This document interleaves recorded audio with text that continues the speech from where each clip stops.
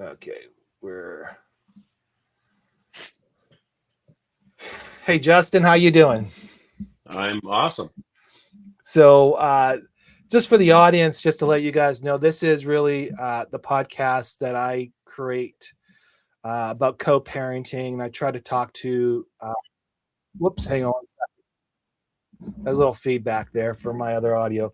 Um, we're basically what we're trying to do is bring awareness of this issue, and I think it's it's a problematic issue in a lot of relationships. And if we could bring this light and have this conversation, these are obviously our personal stories, our personal opinions. They're not meant for to be an expert and all that. So if you need advice, please go seek a professional help. But this is our discussion about our experiences and what we did to get there. So in the meantime, and in between time, I want to bring Justin in, and just to kind of give you a background where I met Justin. I met Justin on TikTok, and he has been pretty relentless on TikTok and telling his story. But it's a story that needs to be told, and it resonates a lot with me because I have similar experiences that you did, Justin. And you really are blowing up on TikTok, and I admire for you to do that. And just to start with, how did you get on? Why TikTok? Well, first of all, I don't understand hardly any of the social media platforms except for maybe Facebook, and I have a pretty sizable business page on Facebook, which is how I built my personal business. That has nothing to do with social media or marriage and divorce or parental alienation. And TikTok all of a sudden was just sort of a entertainment pastime. I started a business TikTok page for that same business and it kind of blew up, but I kind of ran dry on material. And one day I posted a video. This was probably a year ago. I posted a video that had been taken a couple of months previous off of my phone that was more talking about the experience that I went through in the juvenile court system to surrender the parental rights for my three younger kids.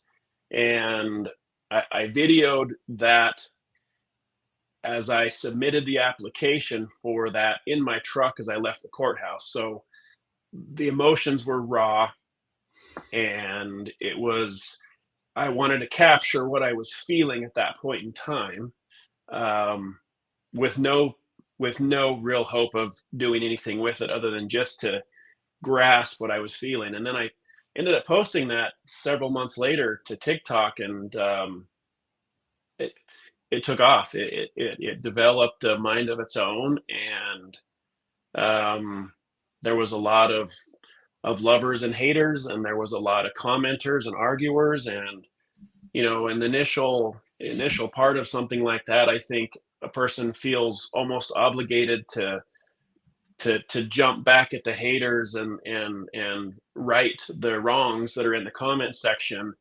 And I quickly realized that it, the good comments and the negative comments are equally as positive in a situation like TikTok. And at this point, I kind of allow that platform, the dad from a distance platform on TikTok, to be kind of my video journal. Uh, the thoughts that I have on a daily basis with what I'm dealing with now, that goes into that. And then I also get plenty of opportunities to respond to comments and questions.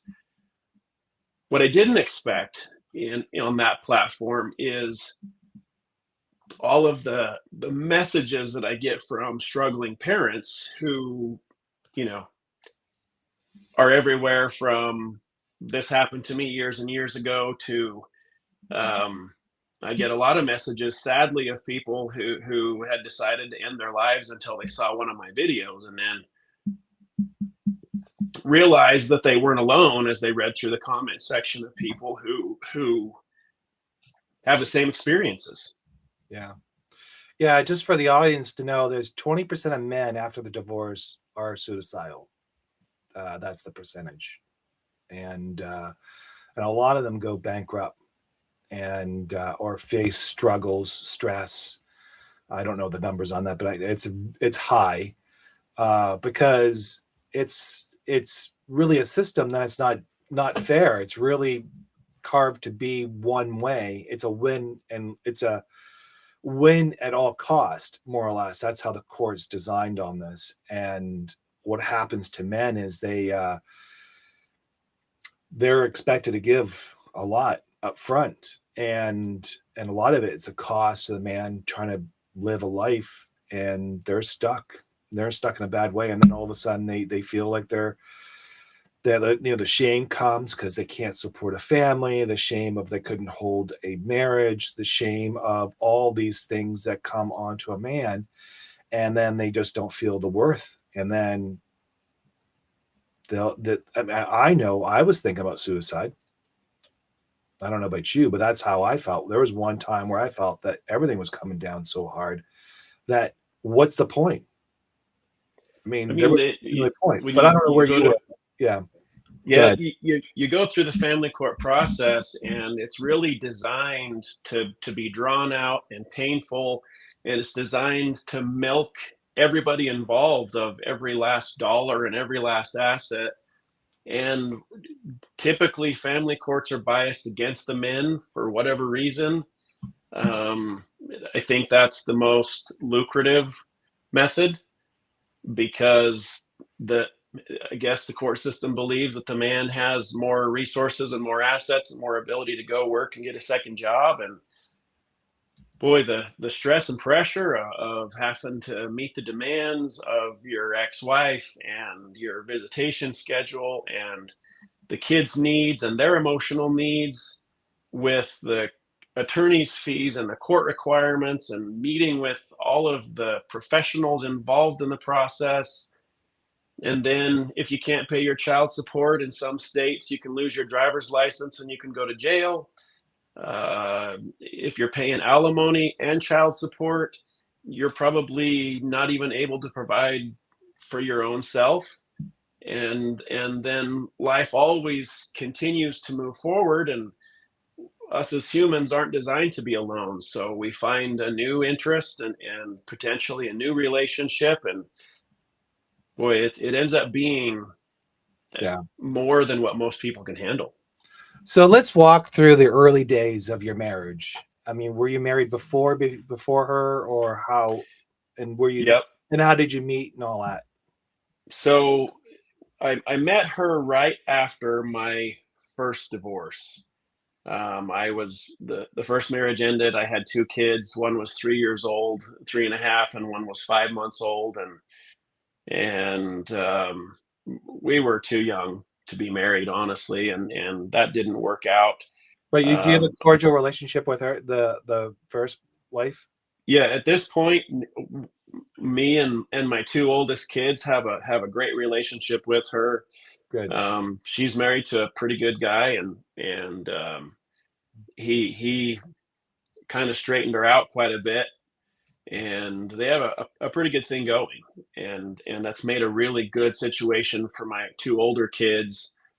They were separated away from her for a handful of years, and as they got older, um, they were able to redevelop a relationship with her, and it's really good for them. It's pretty Yeah. healthy as far as I'm Awesome. concerned. So my So second, go yeah. ahead. No. That's a good point, because I wanted to know that, because a lot of people say, well, you're just a bad guy because you went through one divorce, you went through another. Knowing that you had a relationship with somebody and you ended the relationship, but you still are cordial and have a good relationship, and you're kind of like I mean, you're sort of a family still in some ways, right? You're still It wasn't always that way. no, but I'm talking about When wife, afterwards. It's a good thing. yeah, Yeah. now her and her husband, they live in a different state, but they come over for holidays if they're in town. We'll have Oh, awesome. a big family dinner, and it's a our oldest got married a little over a year ago, and we were all at the wedding, and me and her husband could joke back and forth about his wife with her two husbands there. I mean, it was a Yeah. good time. We get along real well, and I talk to her quite regularly about Good. the two oldest kids. So Well, Yeah, I was trying, I'm not just a problematic no, individual. no, but I was trying to make this point because that's where, but it shows that you are capable. I mean, don't be wrong. Divorce sucks to begin with, and you are going to have fights. You're going to have issues, and it's about money. It's about possessions, about all this stuff, and it's about ego mostly. And once the two figure out that it's, and especially children, it's better to get along because it's about the children. That changes it. And I'm sure you had to go through that pain to discover it was about the children. And the cool thing about that conversation, and I want to make this as a baseline because when we jump into the next relationship, it's going to change a little bit because the conversation is going to go more of two different directions, trying to manage kids. And I think that's what most people don't understand. Just because you're divorced and because someone's being mean to you, parental alienation, it you got to look at all his history of life. There, if he's got friends, he's had good relationships. They broke up, yeah, they're still together, or whatever the case may be. That's a good person. I mean, yes, you're not going to have not every breakup or every situation is going to be perfect, and not everybody's going to be your friends. But I want to make this point because I want to make sure that people understand that you're not a bad guy just because you're in this situation. So now let's talk. So I hope that makes. I want to make that clear to the audience. But the thing that I want to now talk about is how did you meet the second wife, and what was the between? Was it like a year later, 2 years later, or how did that work out? Boy, so I grew up in a pretty religious environment, and divorce was a bad thing, and being a single dad with two little kids was also a bad thing. Right. And so, wife number two comes into the picture relatively quick. I My family knew her family, and we got to be personally acquainted almost immediately after my first divorce finalized. There's a history there then of Not family. not a personal history between me and her, but there is definitely a family history. Okay. That our two families go back as friends and enemies for almost three generations. So, Oh wow. So uh, there's lineage. That's awesome. Okay. yeah, yeah, and we hit it off pretty quickly. Looking back on all of this, it was now I probably have to start this by saying this isn't a smear campaign against her. This is my personal experience, and so what I've noticed in my social media journey is that as I tell my story, it doesn't always make the other characters in the story look good. Correct. Yeah. So eh, her and I started to communicate.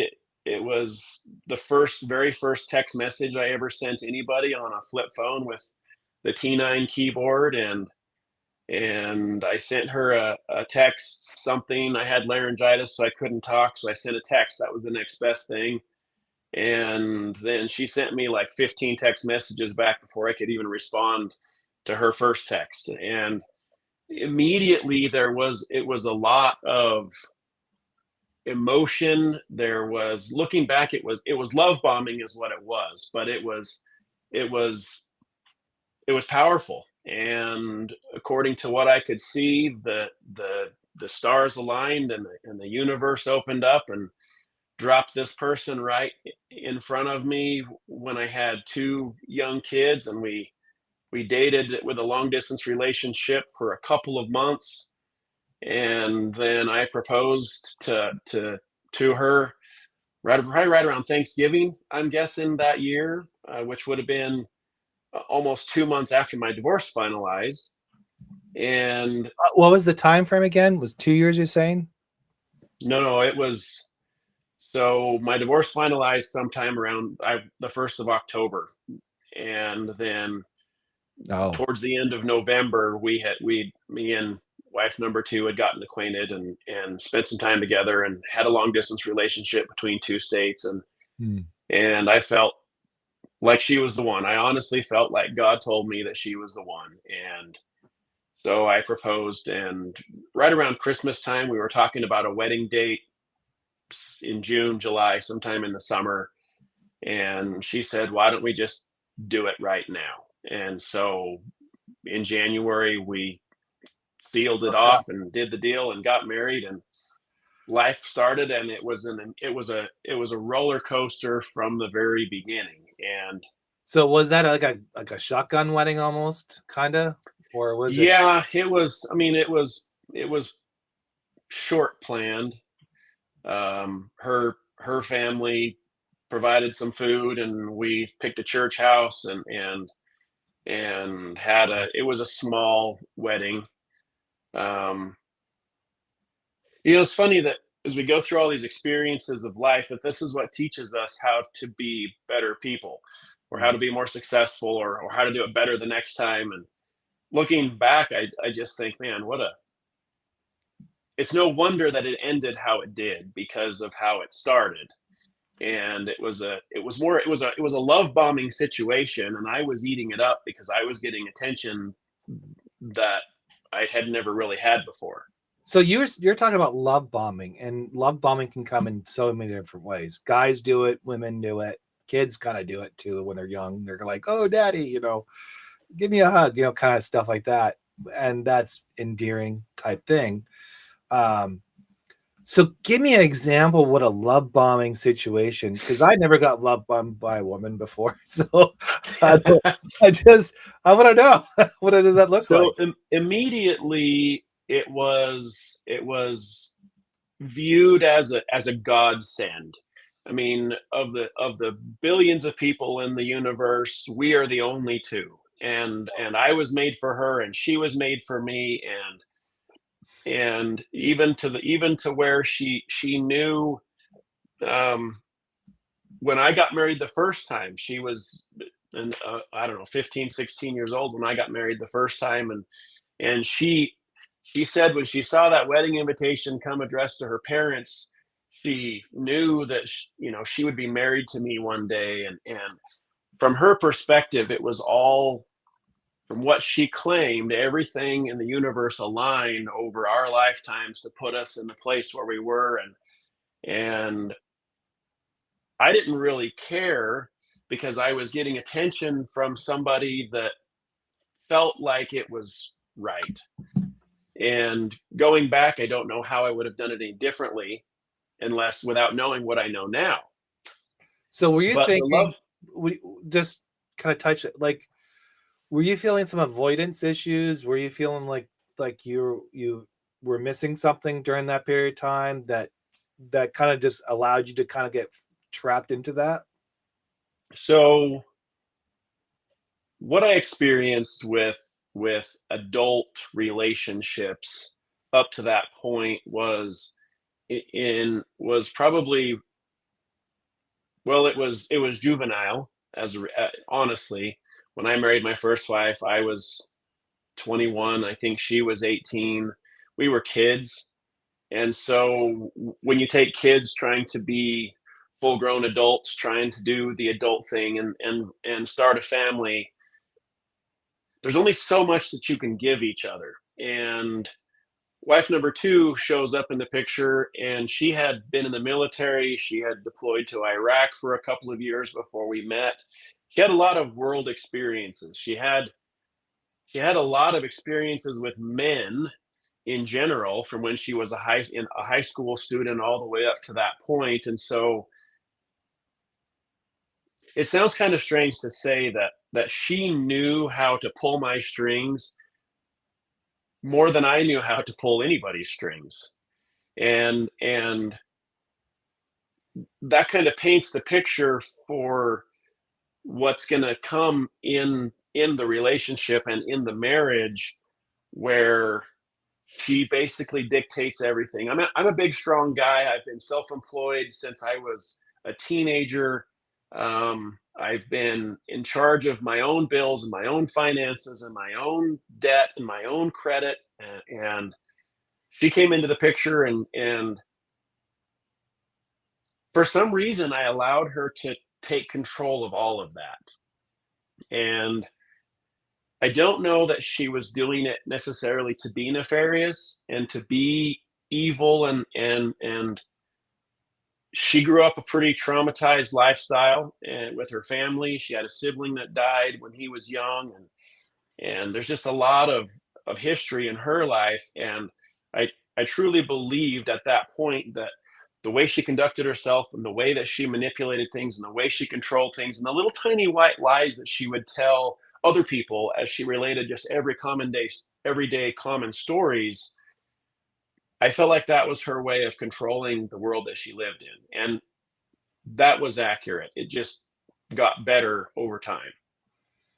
So now you're in this marriage now. What were the value? Was there any values, like when you look back at the first couple years or even the first beginning? What was the value structure? Was there any morals that you guys connected with? Like, I heard church, so I'm assuming you're both churchgoers. You're going to church Sundays. But what was there any foundation you think that, or was it all quicksand? We were growing up in Idaho and Utah. We were both in the LDS or Mormon religion, and there we did have that foundation. We were both trying to live according to the way that the church or the religion had taught us to live. And as we got married, she immediately became the mother to my two children that I had.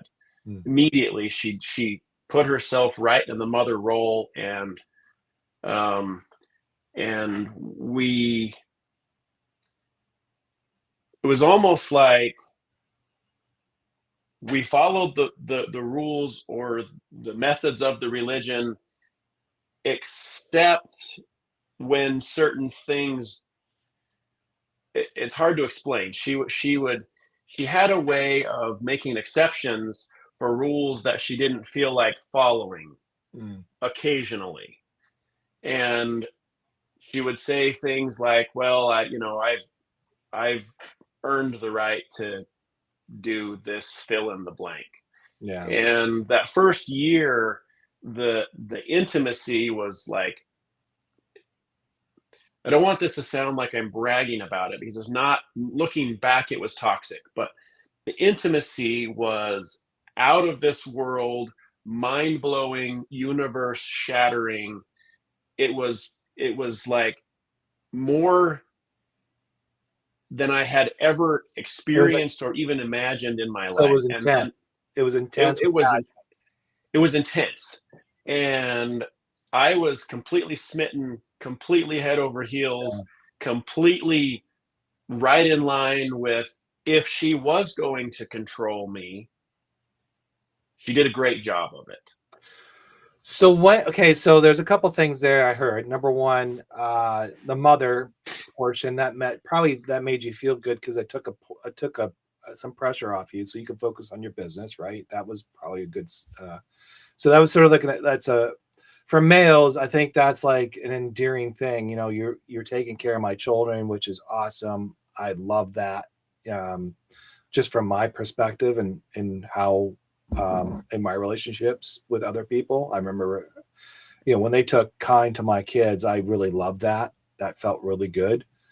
Um, the other thing is, obviously the bedroom was hot by the sounds of it. And that so you had a couple things going on where she was giving by the sounds of it. She was actually really giving you um, the loving that you were looking for, seeking at the time, because number one, you weren't experiencing it, and that's that. How much into the relationship you started to see fractures? Like, where were the red flags that you saw that you went, wait a minute, there's something wrong here?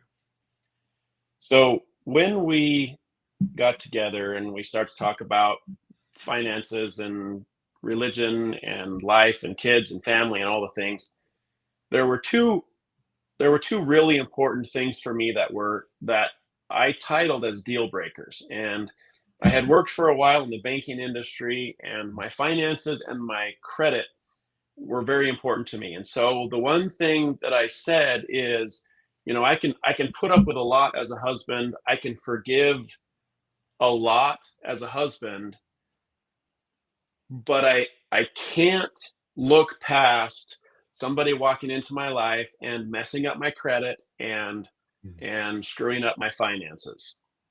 And so that probably wasn't an important enough conversation when I had it looking back.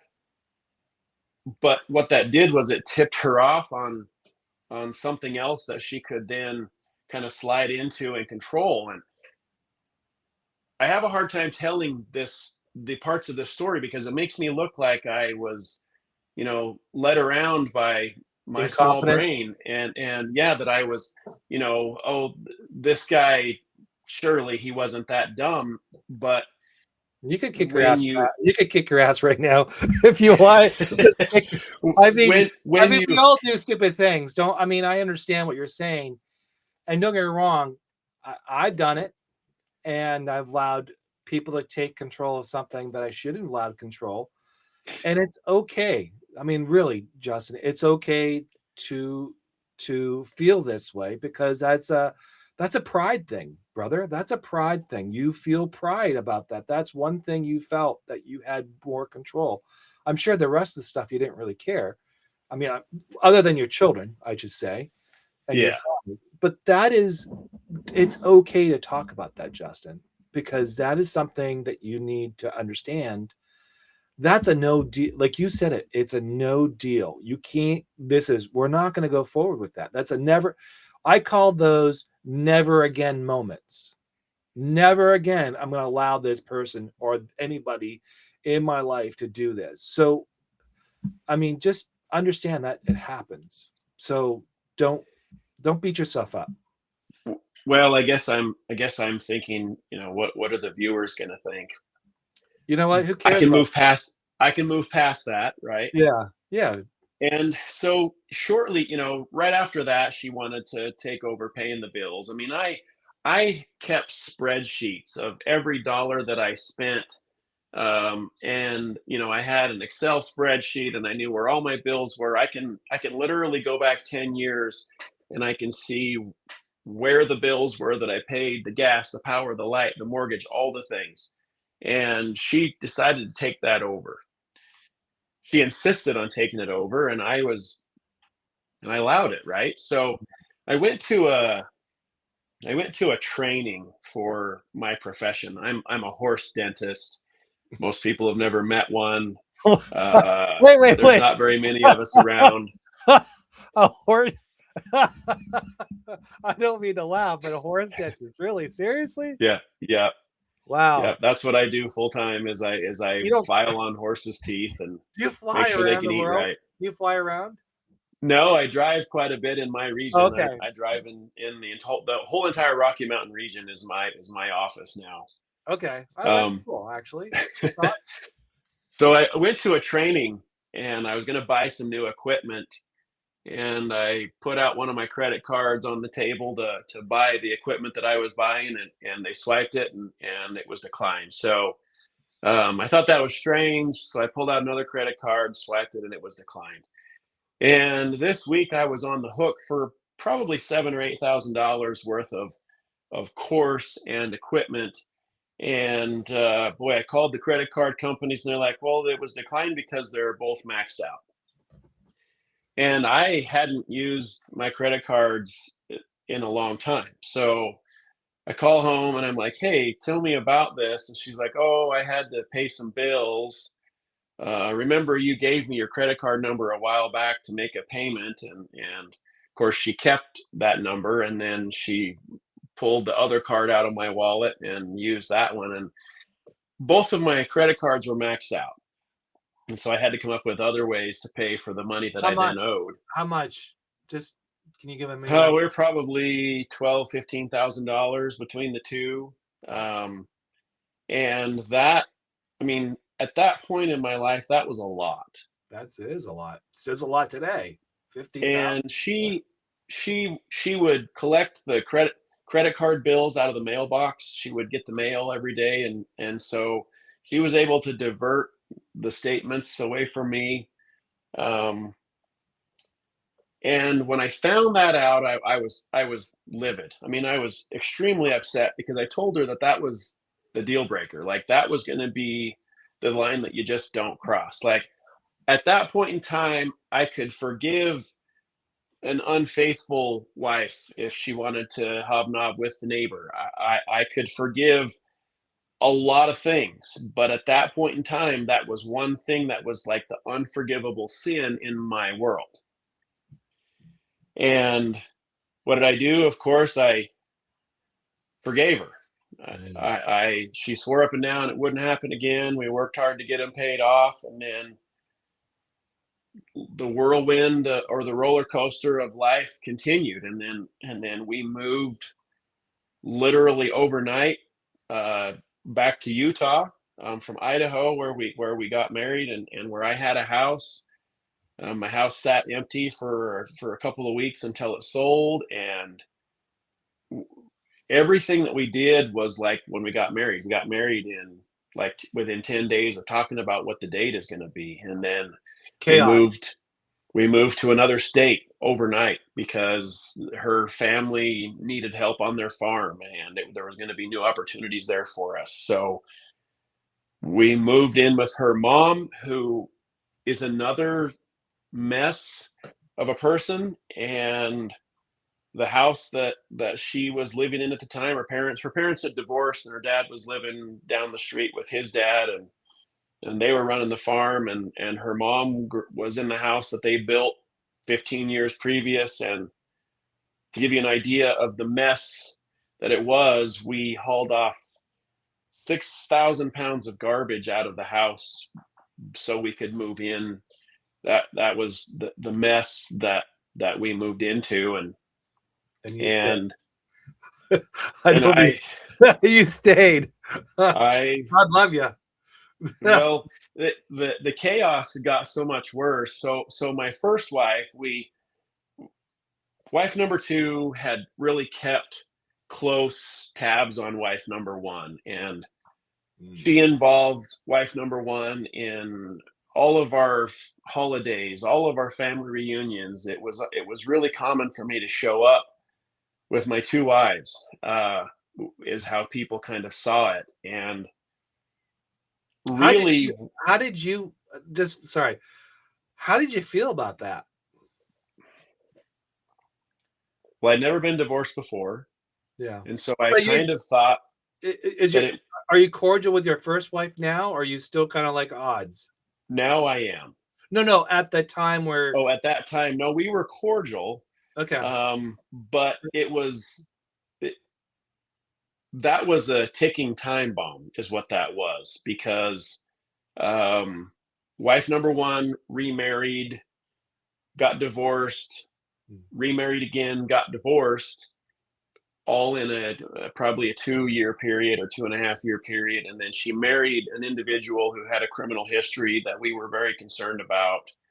And then we went to family court, and we had a very expensive, long court battle with custody of the two kids. And at the end of that, that was where we I cut all ties with my first wife, and she decided to sign over her parental rights because she lost the court case because of the man she was married to, and she was going to end up having to pay me child support. And not only that, but she had gone into debt, probably 60 or $70,000, and she borrowed money from her parents' retirement to pay those attorneys' fees, and it was really a big mess.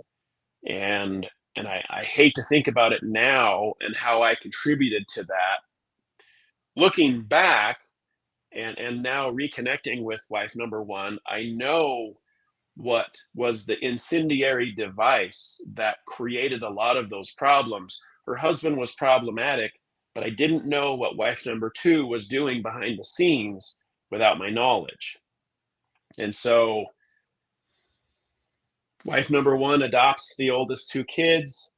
It was like I never even talked to the attorney. She came home, she said, "Hey, wife number one is signing over her rights." And I went ahead and told the attorney to hurry up and draw up the adoption papers, and we have a court date next week. And I didn't know anything about this. I knew nothing about it, and it was just a like again more of a roller coaster. And right about that time, her dad died on the farm from a horrific accident, and uh, we had a baby about that time, and there was a lot going on in the world that as a male mind, I only have so much space in my head for so many things, and then I have to just let the rest of it fade away. And so Wow. with the things that we were trying to do in life, I just went along with most everything that I could, because at that point still I was very convinced that wife number two was the The one. patron saint that she had painted herself to be. It just reminds me of chaos every single day. Just constant chaos, constant drama, constant. There was no peace in the house. Looking back, when we had peaceful time periods, she created more chaos Yeah. because that's where she tends to thrive and tends to exist. Um, I preferred the quiet, boring times. They're As the I best describe kind, actually. They're as the I best describe kinds. my as I describe my life now and my relationship that Yeah. I'm in now, it's boring and it's I amazing. love it. I love Yeah, it. Yeah. Yeah. yeah. I get it. So, wow. So So much to we unpack go through with the adoption, and the kids call her mom, and the kids came back from a phone. They had a phone call or a visit with their biological mom, I think, right around that time. And my oldest daughter, which was probably 5 or 6, maybe 7 years old at the time, she came back and she says, "Dad, I don't even want to call her mom anymore, because she's my kids have been drugged through this 2.5 year family court thing with guardian and ad litems, how old are they and now? I'm sorry. How old are now they're 21 and 18. No, at the time. I'm At sorry. that time, I think they were like 7 and 4. Oh, And they're so the 7 year old, it has always been beyond her age in maturity in her brain. And she specifically requested not to have to call the other one mom anymore. And I allowed that to happen. I didn't know what to say, honestly. And the biological mom, my first wife, she divorced the problematic guy she was married to, and she moved out of state. And I didn't hear anything from her for probably 7 or 8 years. wow. That okay, I don't mean to I feel bad about that because I know from a father's perspective of having distance like that sucks. I just couldn't. I mean, for 7 years, that's a long time. Well, the reuniting of those three, her and the two kids, really is a good it's a good conclusion to a bad story. No, I understand that, but just And just the experience, that just really was hard for her. well, it, talking to her now, yeah, it was excruciating. She had one other child with the second and third husband, which was the same guy. Yeah, And luckily she didn't have one with the problematic one. yeah. Well, that's good. And um she but that time period, so had she because she was a registered nurse at that time, so had she been required to pay child support to me, which was, I want to say it was, she was paying probably $1,200 a month in child support for the two kids. Yeah. And that's what and I ended up with sole custody Wow. from that court deal. And um she I think about the last conversation her and I had, and it was, I mean, she was incredibly emotional because she knew what she had just done. She had just gone through and signed away her rights, and She owed me quite a bit of money of back child support, How did and how did that make you feel? you Or know, were you just numb to this whole situation? the chaos in my everyday life drowned it out how I should have felt. Because while that's going on, we're dealing with, I mean, everything else that we live a life of chaos at this point. So now let's move past that point. Now your daughter is like saying, I don't want to talk, I don't want to call her mom. And obviously that's triggering something, right? The next, like, she's probably like, why can't she call me mom? I'm her mom. I bet that's probably the conversation you guys are having. Is that about right? Well, she she she understood that when she terminated her parental rights, that was going to No, be it. no, mother number two. Oh, mother number two came in the picture. She's just like, well, they'll call me mom now, and that's how it was. Oh, And that's really that's what she wanted. And I look at her now, and she controls every single person that's in her entourage. And the very second that there's any dissent in any of the people that she controls, you're kicked out all right. immediately. Yeah, that's something I want to stick on your story because I think your story is very, very important for people to hear it. So now you're in this now you're trucking down this relationship. Your kids are full time with you. The ex number one is gone, and We've you're got we have we you got have the one farm, we the have dad. one Yeah, kid on the ground between the yeah. two of us, and another one on the way. Wow. Are they like within like a year of each other? The younger three are within 2 years. They're 2 years apart. Okay. Wow. Bang bang. And we had three total. Um, Mm.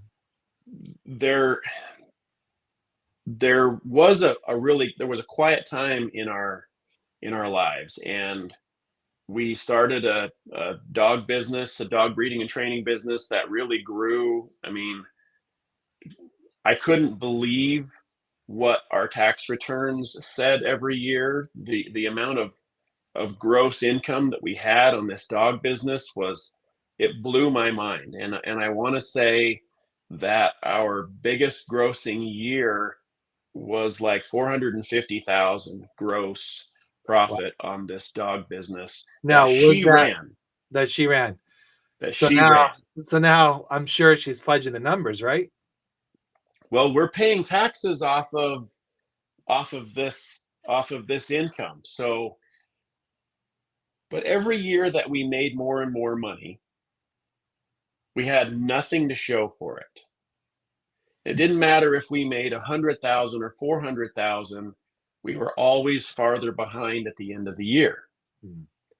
And the chaos moved from the court situation with wife number one to the dog business. And she always had problems in the dog business with dog owners and dog buyers. There was always somebody threatening to sue her, or an attorney giving her a letter for things that she promised that didn't deliver. And of course, I never saw any of this firsthand. I never dealt with any of these people. I only heard the her discussing what the day's news was, what the current frustrations were. And everybody was always out to get her according to her version of the story.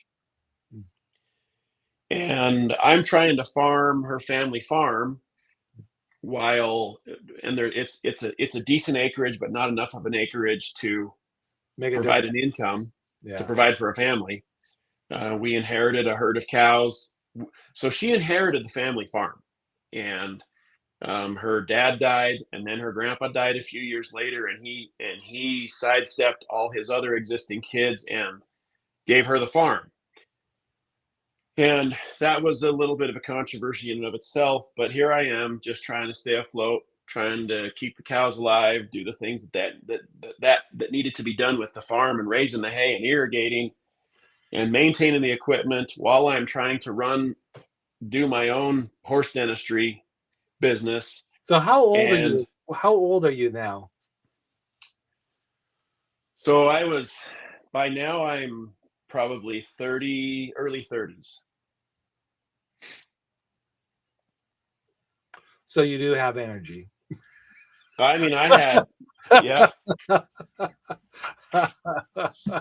You had So energy.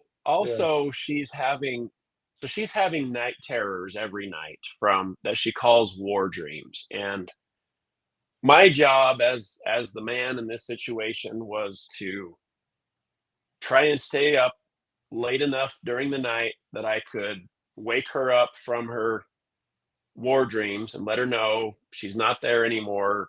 She's right here. Everything's good. Everything's fine. And then I decided to go back to college and finish up a degree. And the dog business is moving on, and where she gets into training law enforcement dogs, the bite dogs and drug dogs, and she Is went she to an actually army. is she actually a dog trainer?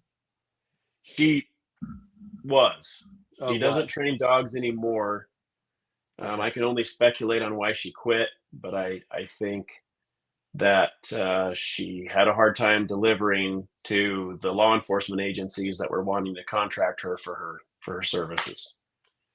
Okay. Um, Around 2014, she went to a military training where she retrained as a behavioral health technician for the National Guard, and she'd already had a bachelor's degree in psychology, and so reclassing or retraining her military career seemed to fit more.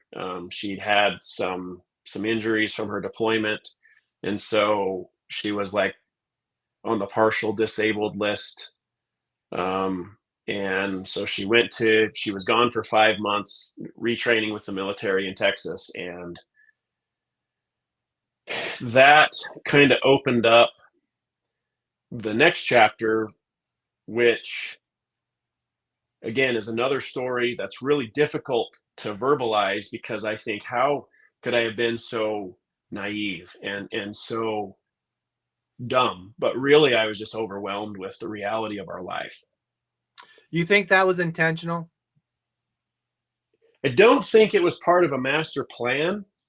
I don't think that I don't think it was planned the way it turned out, but I No, think you it was think a it was intentional for her to overwhelm you? she's just a lot of a person. Her brain runs at a higher level than most people. She gets up early. She's busy on the laptop all day long. She can multitask better than anybody else I've ever met.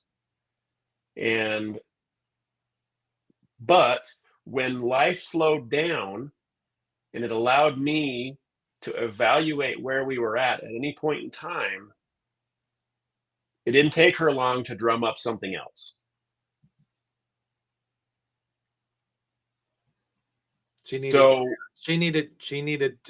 to validate herself. She needed chaos. I think she needed chaos to be able to. She wasn't ever the savior, like she wasn't. It wasn't like she's saving the day. It's just that she needed the people around her to be constantly on edge, constantly looking for the bad guy, and that it leads into my government conspiracy story that I have mentioned a couple times in Yeah.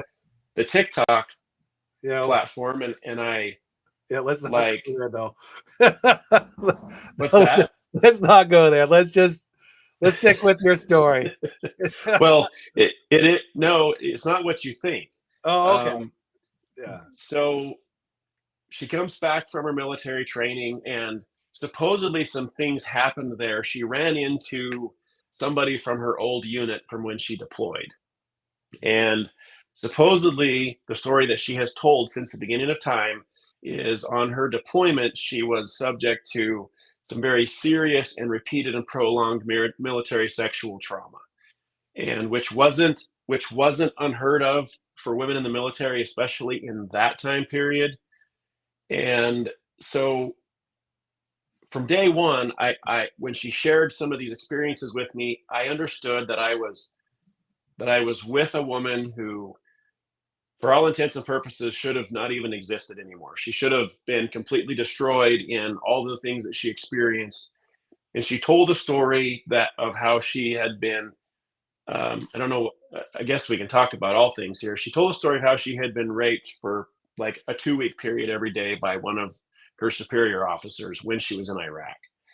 And so my heart broke for this woman when I found this out in the very beginning of our marriage. And I think this is part of why I felt like I was her knight in shining armor. Like I could You were the fireman. save, You were the like, yeah, doctor. like I could save her from this horrible story that she had experienced before I came along.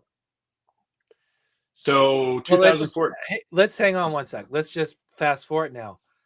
Do you think you're still the savior?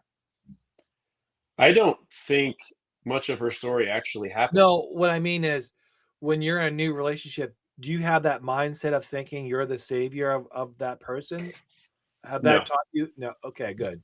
All right. no. That's a good answer. That's an amazing question, actually. No, I don't feel that way. I don't feel like the woman that I'm with now that I need to save her from any of her past traumas or her current choices or anything like that. We're able to look at things relatively uneventfully and be like, well, that was dumb. Now what? You know?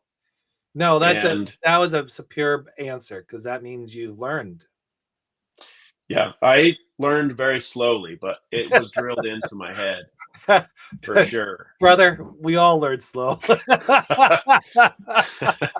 Trust me, we all learn slow. Oh man. We try to And live. Yeah, so go ahead.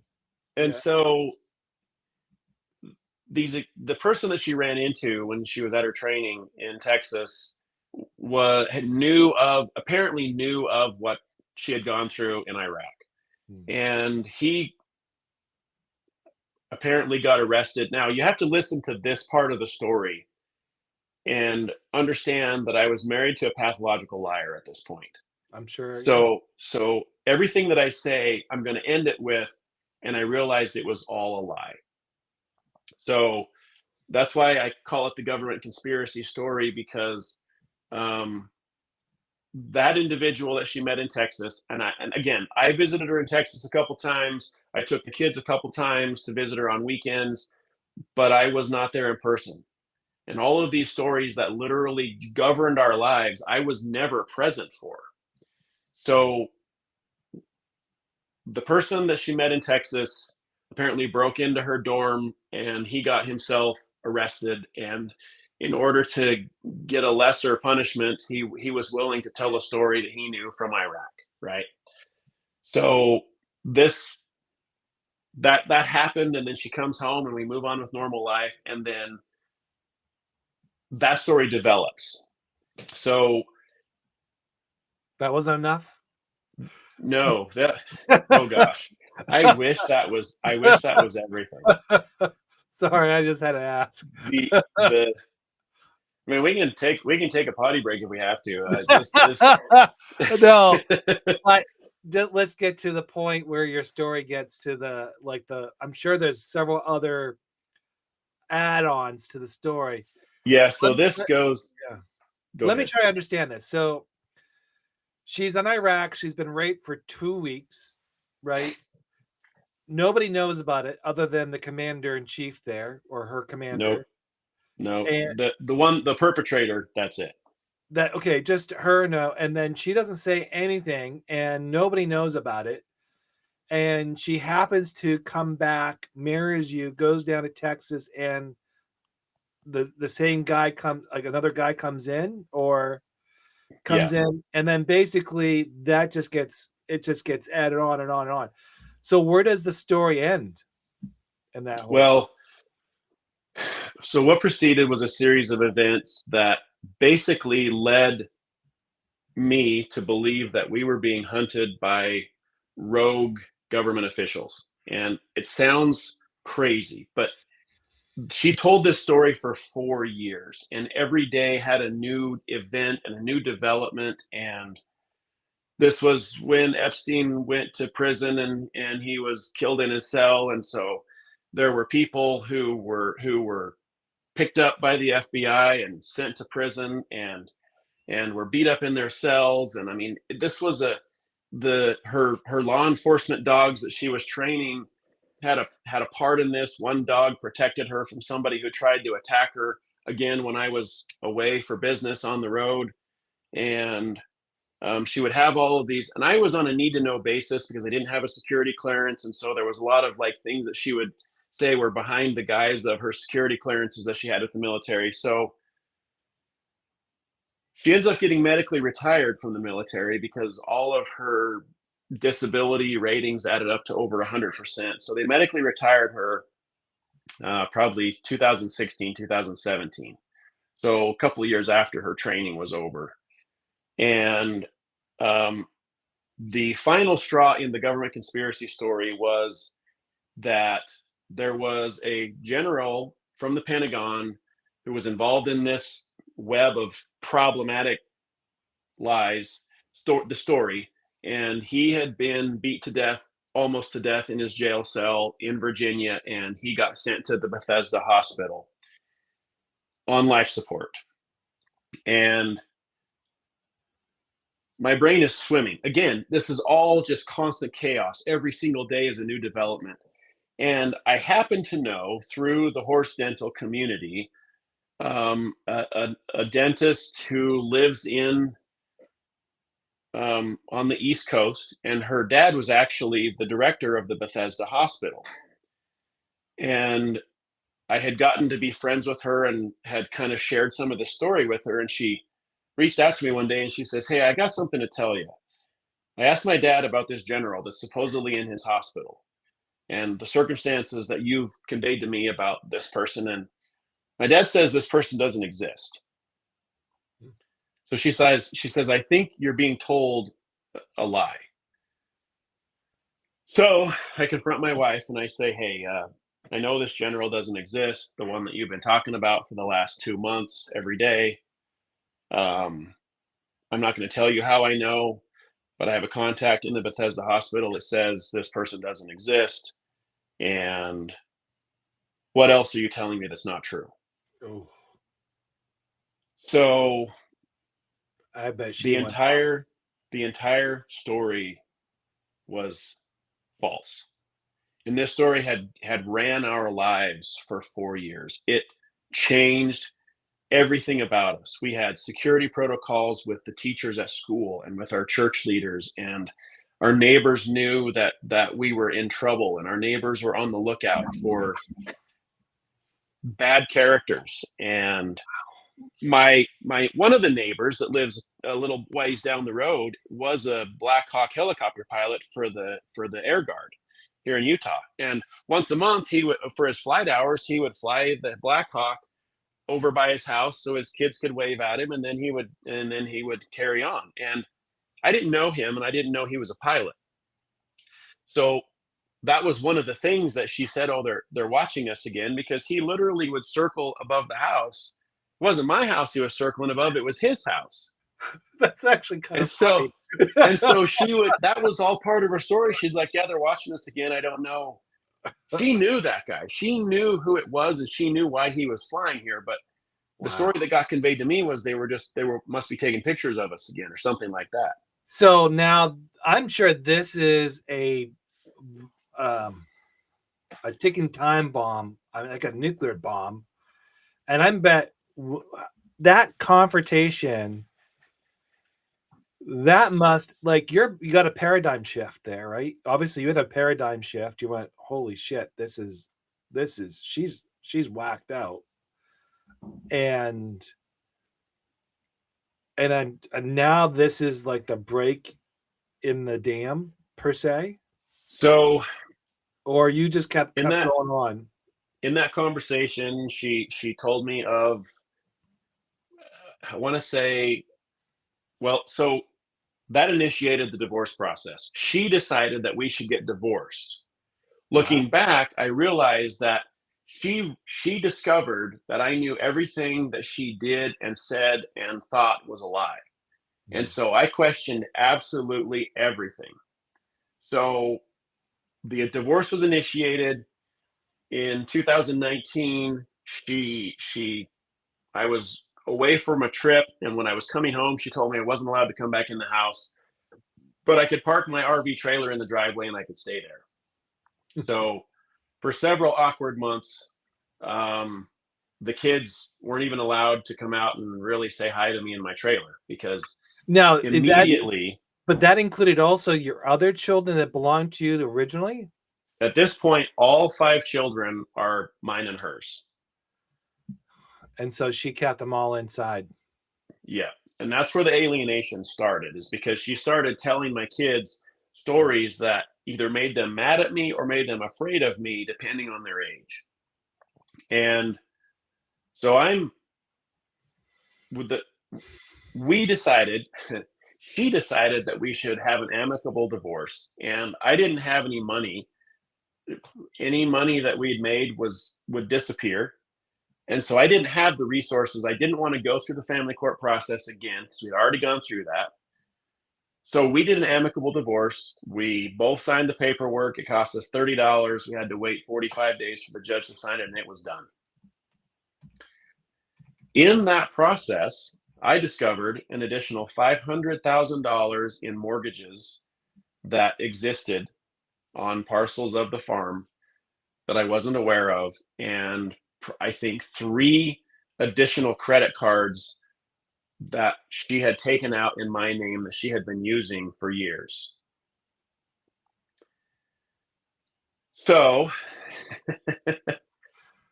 Okay. So let me ask you a question. So an audience member asked a question. Why were you she said, why were you guilty? I'm not really 100% sure how she said that, but were you feeling guilty about things at the time of all this happening, or how did that, like, what are you feeling right now? Like at this point, like, are you feeling, I'm sure you're having a holy shit moment. And are you feeling guilty? Are you thinking, how can I fix this? What's the mindset here? I don't think that I was able to wrap my head around any of it at this point. I was outside of myself. I was completely void of all emotions. I felt nothing. I thought very little. Um, and Were there you feeling wasn't guilty about stuff, or are you, there or wasn't space in my head to feel anything. I gotcha. never I never cried for in the entire 12 years of that marriage. She probably saw me cry 3 times, and it was probably the 3 births of my children. I mean, like, I was void of all emotion. And it was those from July until February of when she told me that I needed to stay outside until our divorce finalized in February, sitting in my trailer by myself. I can hear my kids in the house. I can hear their voices.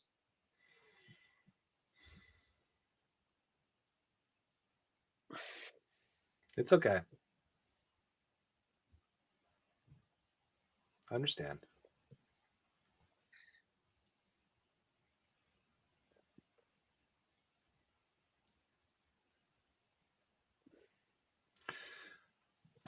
Emotion didn't return to me until I had 6 months in solitary confinement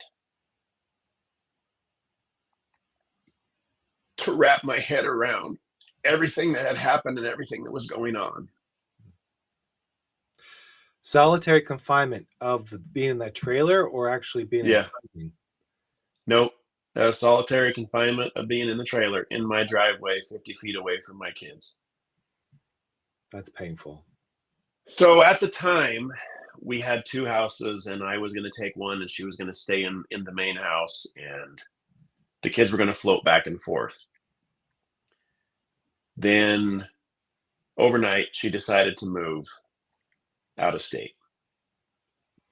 With all the 5 kids?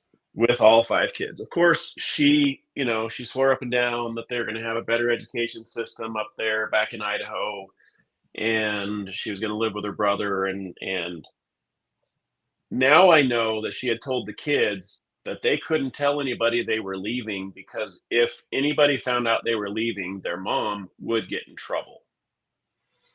So the kids didn't tell anybody at school, they didn't tell anybody at church, the kids told nobody. They were sworn to secrecy, and my kids had just lived through this whole government conspiracy story. They knew bad things were happening. They also knew that it was a lie, and they're on the same roller coaster as I am, but they're under her wing at this time and very, very impressionable. My oldest daughter, I think she was probably 15, 14 or 15. She probably had the biggest opinion of all of it, which rightly so. And What do you mean by that? uh, she was the one who wanted to fight me. She was the one who confronted me about all of my wrongdoings, and I wasn't a perfect dad. And with all the chaos, how can you even think about parental perfection? And so she confronted me because my wife had told her everything that I ever did wrong. And the I mean, kids were hmm, kind of fading between hating me and being terrified that, they or their mom was going to get in trouble. I can relate to that. I can relate to that. I understand that. That's hard. Um, so even your first children were kind of turning on you, or she turned them over. Yeah. Yeah. That didn't last long. Once she moved out of state, it was actually my second child is a boy who's he's as bullheaded as I am, and Mhm. uh, he's he has the he doesn't have the gift of speaking nicely like his older sister does. He just kind of calls the shots how he sees them, and We call so they we call those they people move. straight shooters. Yeah, Yeah. they move into her brother's basement. So she had 5 kids. I believe she had one other kid with her at the time because we kind of collected kids off and on over the years. So she had 6 kids between 3 bedrooms and a large closet in her brother's basement. And of course, she made sure the world knew that I was the one that made them homeless. Meanwhile, I'm back here. How was she doing that? Was it on Facebook? She would post on Facebook? How, whenever she would communicate, her brother immediately hated me because I was the problem. Of If course. she would communicate with family members, that's what the kids thought, is I made them homeless. Meanwhile, I'm moved back into our family home, which is a 6 bedroom house with 2 levels, and In Idaho? in Utah. Oh, in Utah. I mean, yeah, Yeah, so I still have the house that the we original. bought from her mom. Yeah, Oh, okay. Gotcha. yeah. So So, okay, she financially and all that, how did that work out? Did you have to pay alimony? Did you have to pay the child support? No, because our main income stream was her dog business that she took with her. And up to that point, I wasn't I had very minimal income because I was the backstage support for her program, for her chaos, for her life. And so she would have been determined the main breadwinner. And she took the dog business with her when she left. And so that was right when COVID was right after that, and COVID was a godsend for my business. And my business, when I had all the time in the world to focus on businessing, my business exploded during COVID, and I was Awesome. busier than I had ever been. And I'm a firm believer that everything happens for a reason. When one door closes, another one could be opening simultaneously. And so, in all of this, I think as I look back, I think the main lesson that I take from all this is I can't get too focused on what's happening right now today if it's bad, because if today is bad, this bad thing is happening, so another good thing can come. Wow. So the farm, is the farm gone? Did you sell it She sold the farm uh, and took the money? without my knowledge. I knew at closing that the farm had been sold because my signature was required for a couple of the parcels. And then she was able to pay off the additional mortgages that we had accumulated, Which you didn't know of? which I didn't know about, and the credit cards that were in my name that were to the tune of, I don't know, 40 or $50,000 between the handful of credit cards, 3 credit cards, I think. Now she So in doesn't her have your mind, credit cards anymore, does she? no, no, there's a story to that too. No, I just But yeah, I'm but just it, it's it was she in her mind, she redeemed herself from all of her sins because she had a good chunk of money from the sale of her family farm that she paid off all of the misdeeds and the lies and the hidden money, and so in her mind she was redeemed.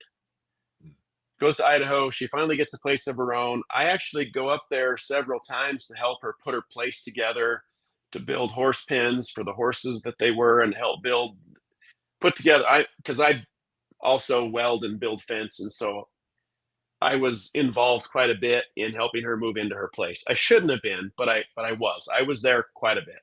Did you see the children? Yeah. Yep. And how was And there was and those visits were cordial? yeah, yeah. There was a couple times where she was going out of town and she wanted me to take my RV up there and park in her driveway so I could stay with the kids. It was a controlling situation, but she allowed me and the kids to have interaction, but carefully. Looking back, I see this. And Well, you were a right, useful tool. right. Yep. And she didn't have a man in her life, well, a constant man in her life to be that backup support type person. Yeah. My the oldest boy, the number 2 kid, he got into a fight with her, and it was a pretty bad deal. Um, and he was like 12 years old at the time, and she called me and she told me that if you don't come and get your son, I'm going to kill him. And I fully believed that's what she intended to do. So I drove up the very next day and I got him and all of his stuff and brought him back to my house in Utah. And he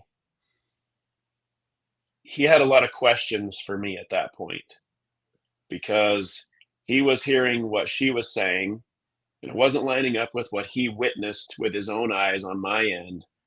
And that's where I learned probably the full impact of all of this on the kids, is because he was able to tell me his version without being in risk of being in trouble with her. What was an example? Just give me one example. What was not lining up? What was the question he would ask? I'm kind of curious. So I started dating a gal with kids, and so my ex-wife would tell my kids that I didn't love them, and so I replaced them with another woman and her kids. Wow. And it was little, like, believable things like that. Of course she would have like backup information to prove it, and um he was the one who didn't believe it. The other 4 did. Of course the oldest one was 2 years older than him, and then the younger ones were really too young to know much of anything. Yeah. So he moves back with me a year and a half later. His older sister calls me. She hadn't talked to me in several months. And she calls me. She says, "Dad, I need to get out. Things are really bad." And my ex-wife had a boyfriend at the time who is now replacement dad. Um, and immediately he was very physically affectionate with my daughters, not so much with my sons. And so that concerned me. Um, and my daughter, the oldest, didn't appreciate having to hug him every time he was leaving to go back to his place. And so I told her, I said, well, if you're not comfortable with that, you can, it's okay for you to say something about it.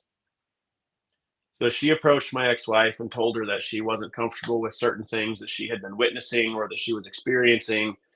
And again, if in her entourage, the very second she smells the scent, you're out.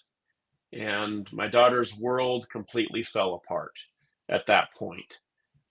She was You trying turned for the on. varsity. She was Yeah. trying for the varsity volleyball team in her high school, and she didn't even make even the JV team. And my daughter was volleyball all-star. There's a lot of thought that my ex-wife made a few calls, and that's why the daughter didn't get on the team. So Wow.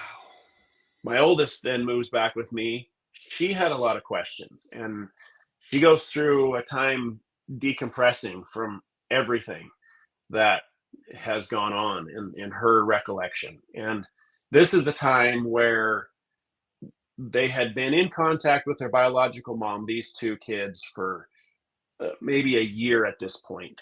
And things were developing there, and her and I were getting reacquainted on a amicable kind of friendship level, and catching up on the stories to get like each other's side of the stories. And that filled in a lot of holes for me that I didn't know existed. And the older two kids, they come back here, they go back to the school that they grew up in, and they're both doing really well overall. They both graduated high school. The number two boy, I feel like I graduated for him, but he graduated early. And So in graduation, I guess the first wife is still not in the picture, right? she's in the picture. Yep. Oh, And she's she back in the appeared. picture? Yep. And she was present at both graduations. What about Wife number those? two. Was she Wife number there? two came to the oldest graduation, but not the second one. When she kicked him out, he was completely disowned by her at that point. And even now, has absolutely zero contact with his younger siblings because ex-wife and replacement dad don't allow them to Talk. even think our names at this point. Wow. Okay, so that's a wild story. I wish that was the end. No, please tell me there's more. So, I mean, she takes us back to court for custody and child support, and this is where the false allegations. For the three children that okay. Yeah, for the younger three, and this was a 2-year process. And she has When money? one person, She has money? I don't know where she has money from because the guy she married had none. And now all of a sudden they have a lot. She did sell her place that she moved into in Idaho. She sold that place and moved into his house, and I don't know how she has money because in the 2 years of family court with her, she had 6 attorneys at her disposal, not all at once. And I don't know if she fired them or if they fired her, but Well, 6 attorneys during that process. my ex-wife had 9. No, oh, hey, boy, I don't feel so bad now. She went through 9. I think a little more than that, but 9, definitely 9. Yeah. Couldn't get along with any one of them. Yeah. The paperwork that they filed in her behalf was jaw-dropping. And I felt the need to hire an attorney because what do? You have to respond to all of these false allegations, and the courts entertain all of this stuff. Was she saying you're abusive? Abusive, that the outlandish things that she would come up with, a lot of it didn't even happen. But you haven't seen your kids, what, in 4 years or 2 years at this time? No, I was still having kind of every other weekend scenario with the two youngest. So you would drive up there and drive back home? My kids are, so yes, they would occasionally they would come and hang out with me for a weekend, but for the majority of the time that I would see them, I would drive up to Idaho to watch their youth rodeos, which are always on the weekends. And Yeah.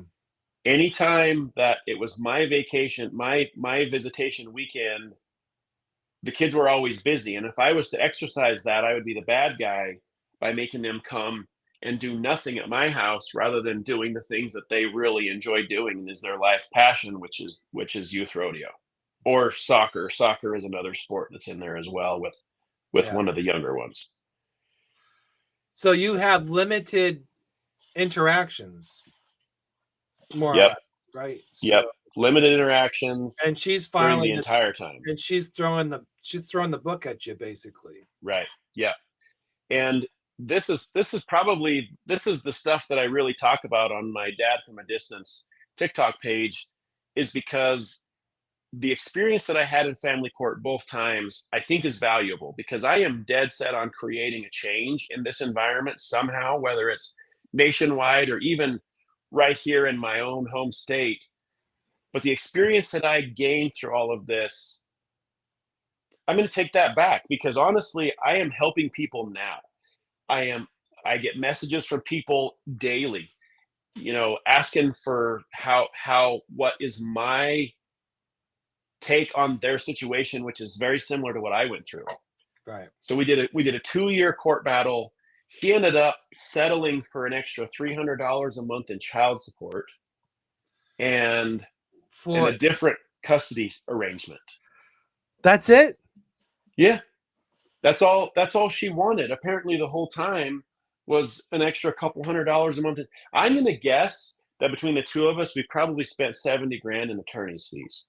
Oh no, I $100,000. $100,000. I paid more Years to of my life. attorney in those 2 years than I would have paid her in child support till my youngest child aged out. I know. But this is the point where people don't understand. This is like you had 12, 15 years of hell you had to go through. You spent money and money and money and money. Nothing. I mean, don't get me wrong. I mean, it's a value system there that you need to live, right? And wasting all that money on what? Because you don't get along with the other person? Doesn't make sense. And then okay, so sorry, I don't want to go into this tangent because I can go Oh, way you're good. I could go into it and I could really just, so now this is all done. You're basically having this conversation now. Now, are you seeing the kids now or what's happening?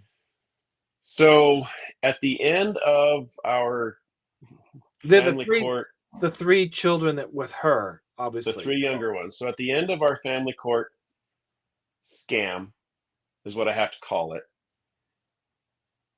Then everything should have been like done in a way, except I'm still showing up at their weekend rodeos because now none of the kids really want to see me because she painted me out to be a horrible person.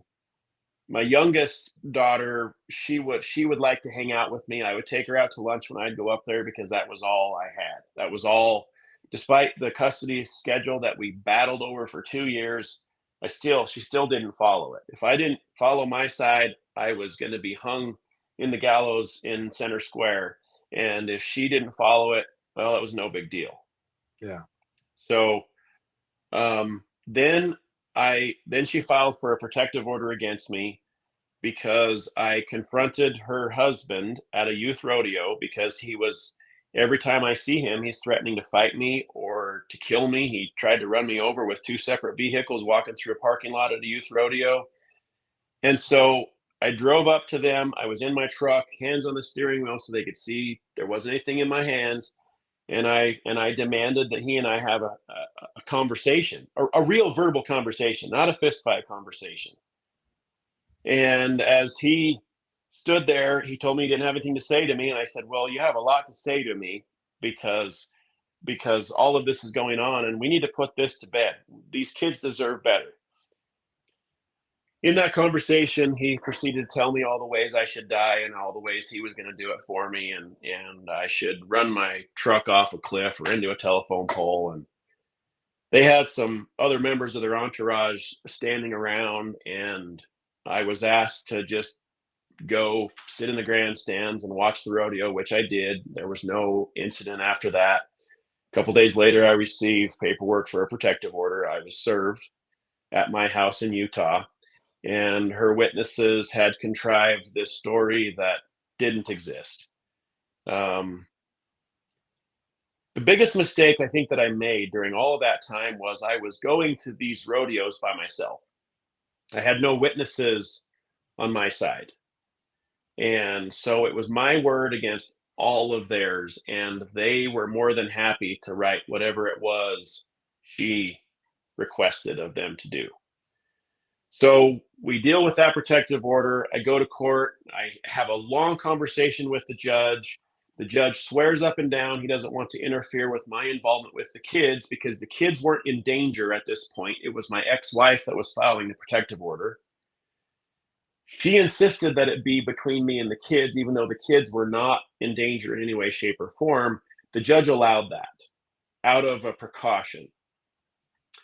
And in the paperwork, it has some confusing language that I agreed to without knowing exactly what it said. And so I show up 2 weeks later at another rodeo, and I get served for a violation of that protective order because I was within 300 feet of my kids, even though the judge swore up and down that he didn't want to interfere with my attendance at these kids' events.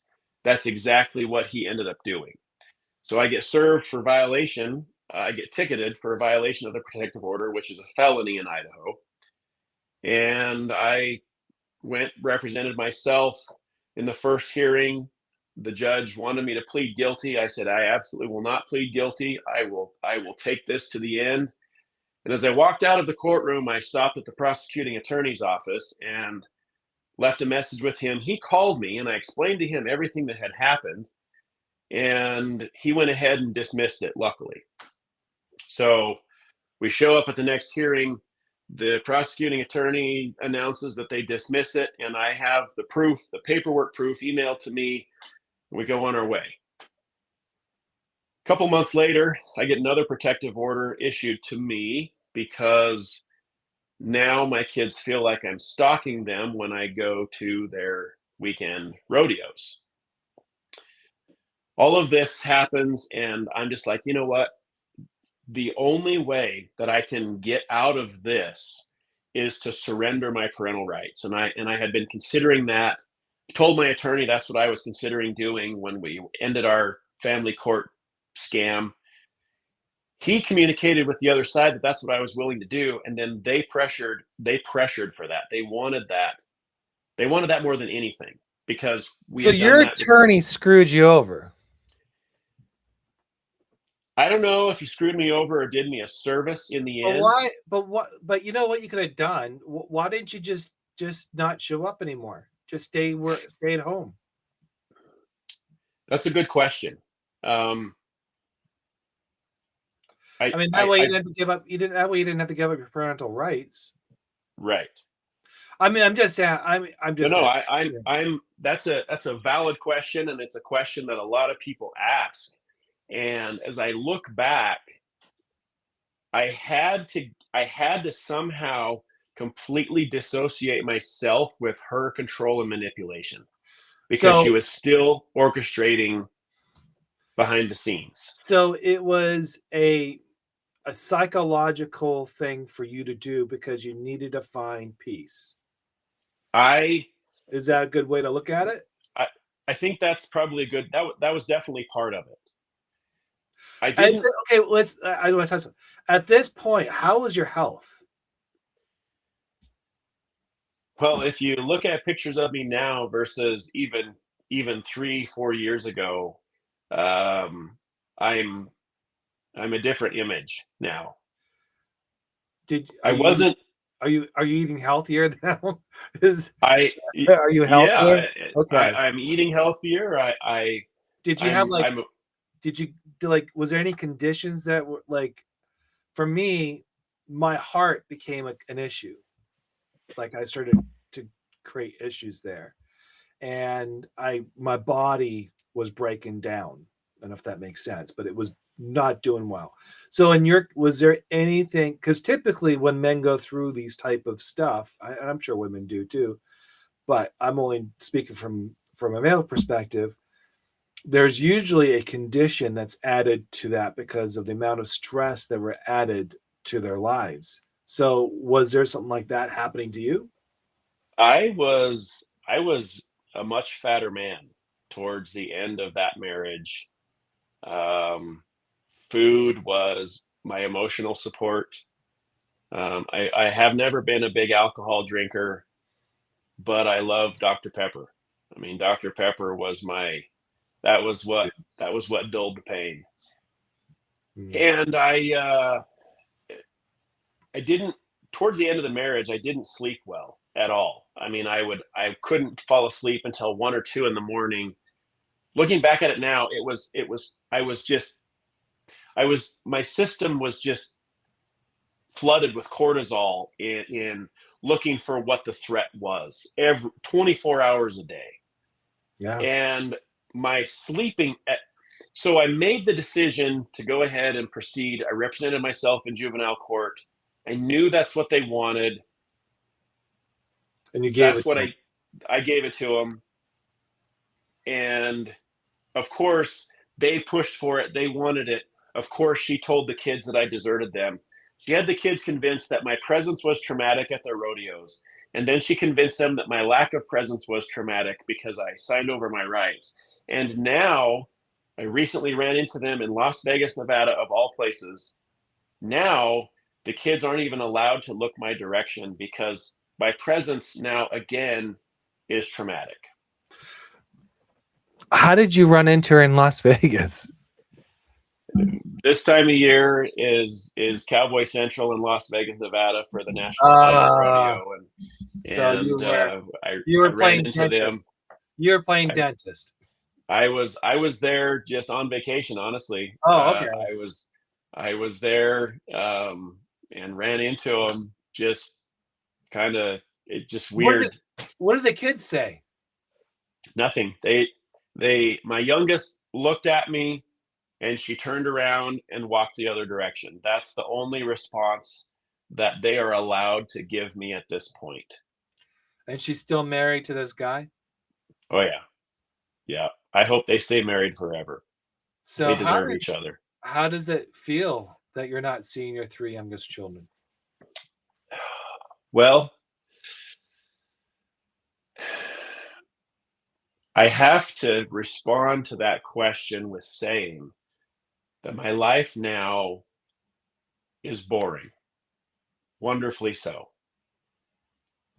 I have peace in myself.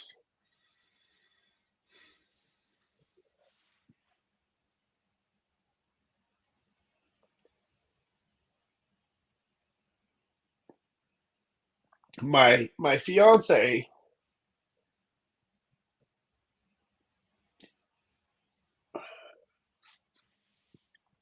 she's probably the biggest indicator for how my life has improved through all of this shit.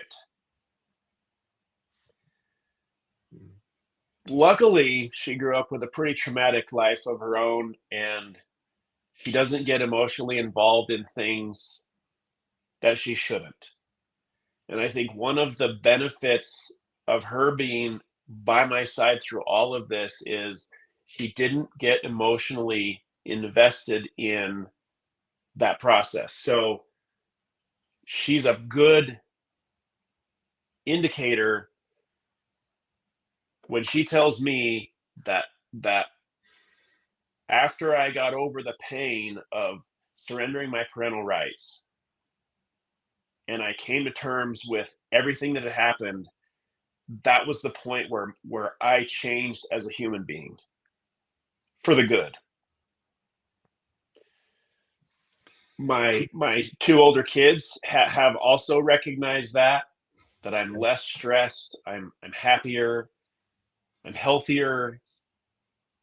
I like to indulge in self-help books and building business books and Awesome. there's never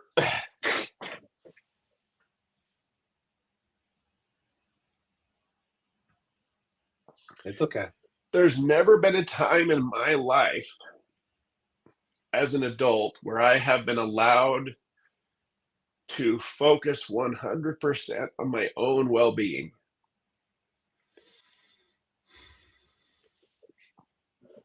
And as much as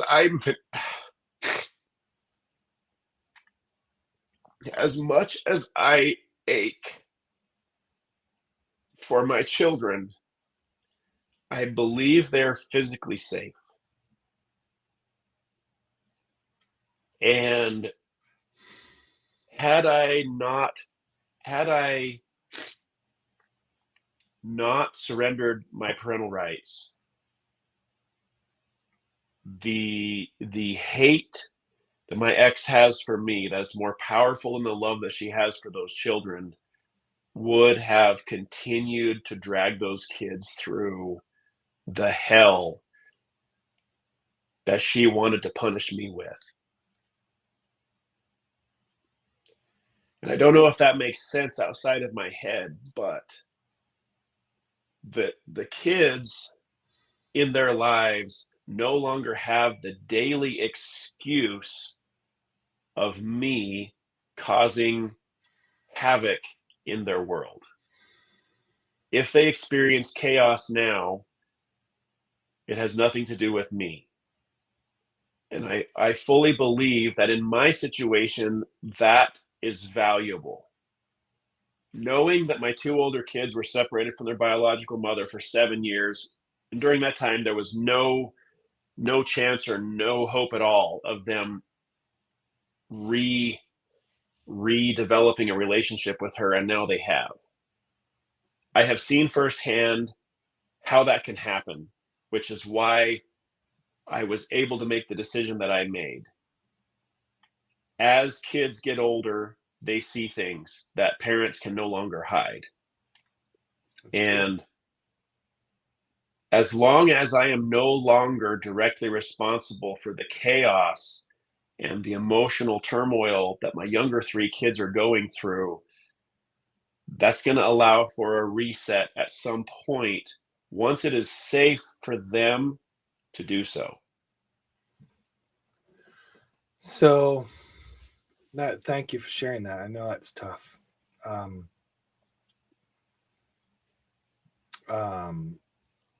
So I had something very similar as well. It was 2018. It started in February, January of that year. Mind you, we've been in battle of court of 10 plus years back and forth over stupid things. Custody. She would renege on deals. She would backtrack. Her new boyfriend, new husband was, the new father, and he's the replacement. I was erased. I was the no good, whatever. And then that year, I can't say what the issue was. I don't want to. So my daughter, we're having dinner.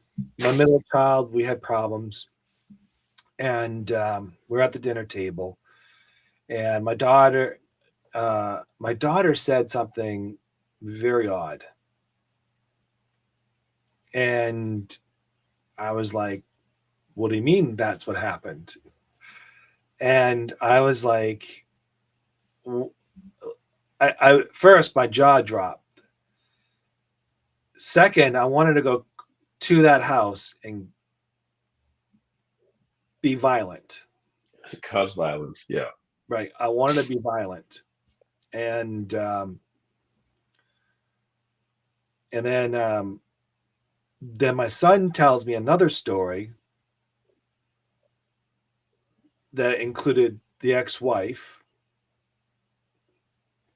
distributing videos, inappropriate videos of a child doing something. I'm going to leave that to your imagination. My daughter saw something that happened to be in the kitchen. Pornography was involved, and an adult was involved, and that's as far as I'm going to go. And then she was basically kind of like, you know, you don't want to say anything to your mom. Yeah. Was I pissed? Oh, I want to go. It was, Can I ask a question? yeah. But what did that so you have kids during that entire 10-year period? not all. This is the point where so we fought. We went to family court. We had a psychological evaluation. We had therapy. We had attorneys. That year probably cost me close to $50,000. How do you think your kids benefited from that experience? It fucking didn't. It didn't. It was all bullshit. Do you think I mean that, and you know, my kids. So in my relationship, what sounds like what was happening with you, she was the hero, they were the victims, and you were the villain. And that's what usually the triangle, it's called triangle communication. And every time you're in that situation, you see that's where, so it's this is how it happens. Say like your buddies are arguing over something, right? You and your buddy. Not you and your buddy, but two of your buddies are fighting over something. And one buddy comes to you and says, you know, he's blah, blah, blah, blah, blah. And you're like, okay, I'll go talk to him. Then you go talk to him and you're like, what's the problem? And he's like, well, he's blah, blah, blah, blah, blah. And then you go back and you try to be the peacemaker, right? But if the response was, you got a problem with him, go talk to him. Because now you're not the peacemaker, you're not the person that's solving other people's problems, right? When it comes to a child, very similar situation. You may discipline him or her, depending on what the situation is, or you might say no, and then they'll run to mom, and then mom says, you know what, he's just an asshole. And you deserve better. And all of a sudden, that child now knows they can disrespect you. And they can run to her and they can feel validated. But it doesn't fix anything. So my children, for the 18 plus years living between both of us, more or less, that's their life. That was their life. So what benefit was that? What do you think your kids are going to say about that experience as in 20 years, they look back and they talk about their childhood? How are they going to relate to other people as everybody sits around the table and discusses their childhood at a Christmas dinner? I could tell you what's going on right now. My oldest son, he's kind of, we've rekindled. And let me just add you, that was a year that I gave up custody. I didn't give up parental rights. I just gave up custody because it wasn't working. And just like you, I said, no matter what that looks like, at least it's some type of consistency of whatever that looks like. And I just got to live with it because I got to fix me. You know, first off, I'm financially in trouble. Second, I'm healthy. I have a health issue that I need to recover. And then I just need to figure out my life because I was consumed in this battle that was my life, right? And I wasn't a good person by all. I was angry. I was all this. But now looking now, my oldest child, I got him to move away as far as he can, which was a good thing for him because he got to learn about himself. That was the most thing. My youngest, my middle child boy, I'm worried about him. He's very, very easy to go down rabbit holes. And I mean that in a negative way. I don't mean that in a very positive way. I mean that in a negative way. And he's very spontaneous and he's very addictive to things. So if you could think of what I'm thinking about, he's very easy in those situations. But he, without really knowing, I didn't know, he got in the car and and we don't have a solid relationship because actions that he took because of what his mom said about me, and it caused some other issues down the line. And so I kind of just said, I need to put a pause on this. I still love you, but you need to apologize what you said, more or less. And he says, no, I didn't say that. Screw you. So we haven't really talked. We've talked, but we haven't really, really talked. But what he did this summer was him and his mom and brother had a big, huge fight. I don't know what that was about. This is all hearsay now, so I just don't know. But what triggered was him to get in the car and drive across the country to my hometown, Vancouver, Canada, to live with my family. Now, I don't have a relationship with him, but he's living in Vancouver, dad's hometown. And yeah, he's there. So part of me, I'm happy he's done that because he gets to learn about Vancouver. He gets to learn where I grew up. He gets to learn about, maybe he learns more about dad than not what the ex-wife was feeding him. So I'm hoping that's good. And then the other thing is my daughter, we were doing last year about this time, she got in a car accident and she needed a new car. And we're not very speaking per se, but she comes to me and she says, Dad, you got any money? And I'm kind of like, honey, I would love to give you money, but we don't really have a relationship. And it's kind of hard for me to give you money when you don't have a relationship. And she kind of just went, she's my youngest daughter. So she kind of, um, so I said, okay, all right, okay, let's do this. Let me find you a car and let me find you something that will be in your price range and be affordable, but also good enough car to get you where you need to get to. It's an in-between car. It's not going to be a brand new car, but I'll go look for one and we'll get a good car for you in the meantime. And at that time, find if you can get some more money from your grandparents, your mother, whatever, and whatever I can afford, I'll put some in. And it was good. We were texting, we were calling, we were talking and all this. And I did tell her, I says, honey, but before we go down this path, I need to let you know that if it does happen that your mom finds out, she could interfere with this relationship. Is that going to be a problem? And she's, oh, no, that's not a problem. I can work that out. So needless to say, a month we're looking for a car. I found a couple of cars and I was like educating her on the cars that she should get. I was doing the father thing, here, look at this video. Right. And if she did, that's fine. But I was telling her we should get this type of car. This is why we should get this car.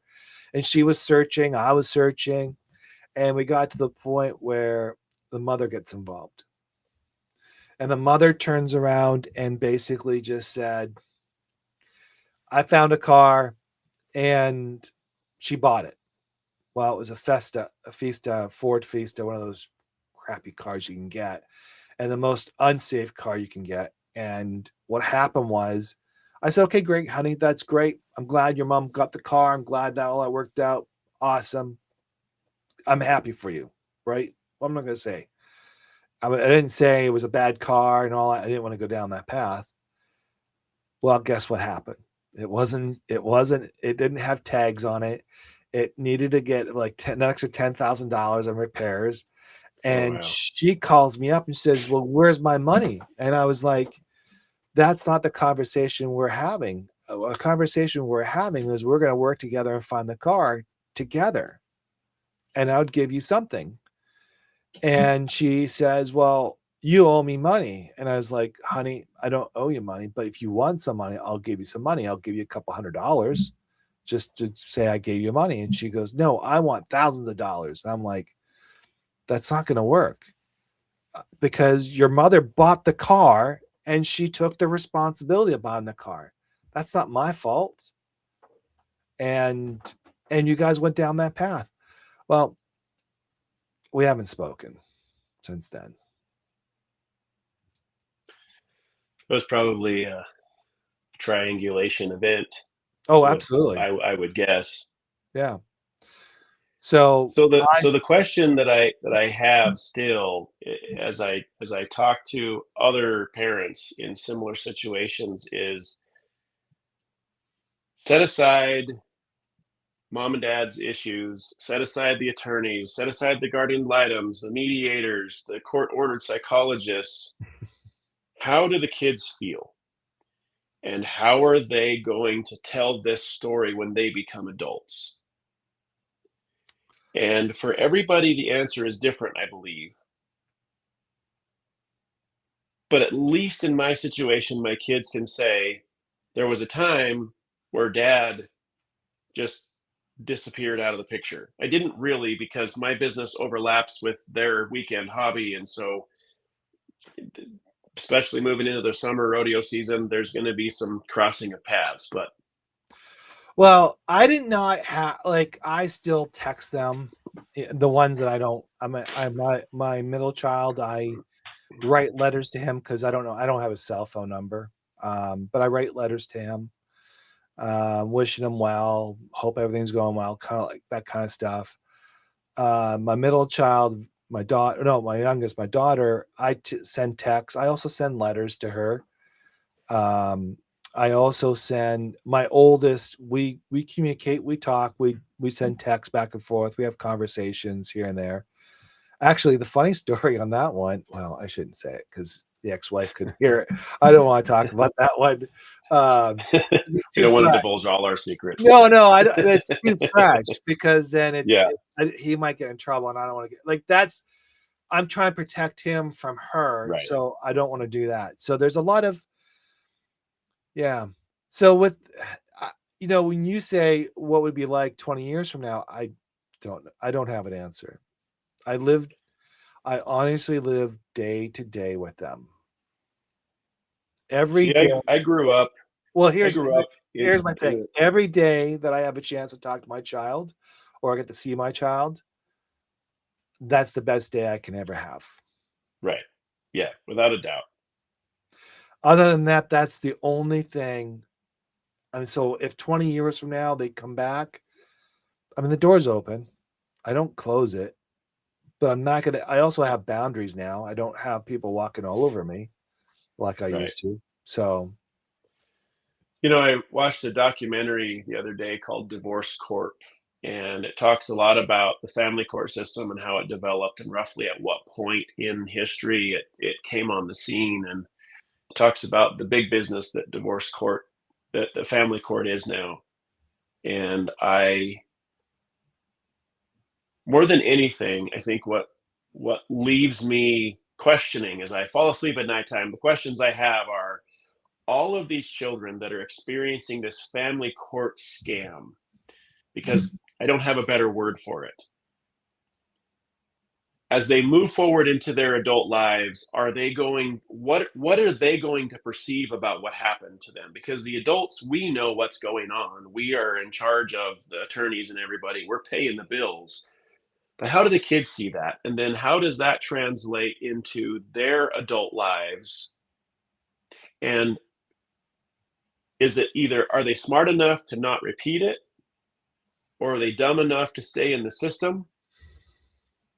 And like my oldest boy that's 18 now, he is terrified of the thought of getting married and having children. Yeah. It's a psychological warfare. Right.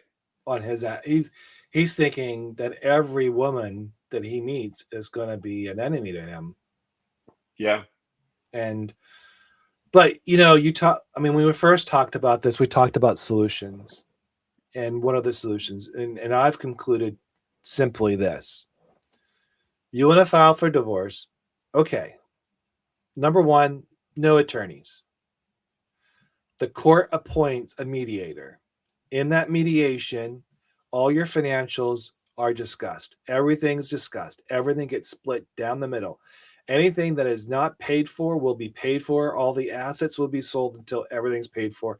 Until then, divorce will not happen. Number one. Number two, I think co-parenting classes is a must.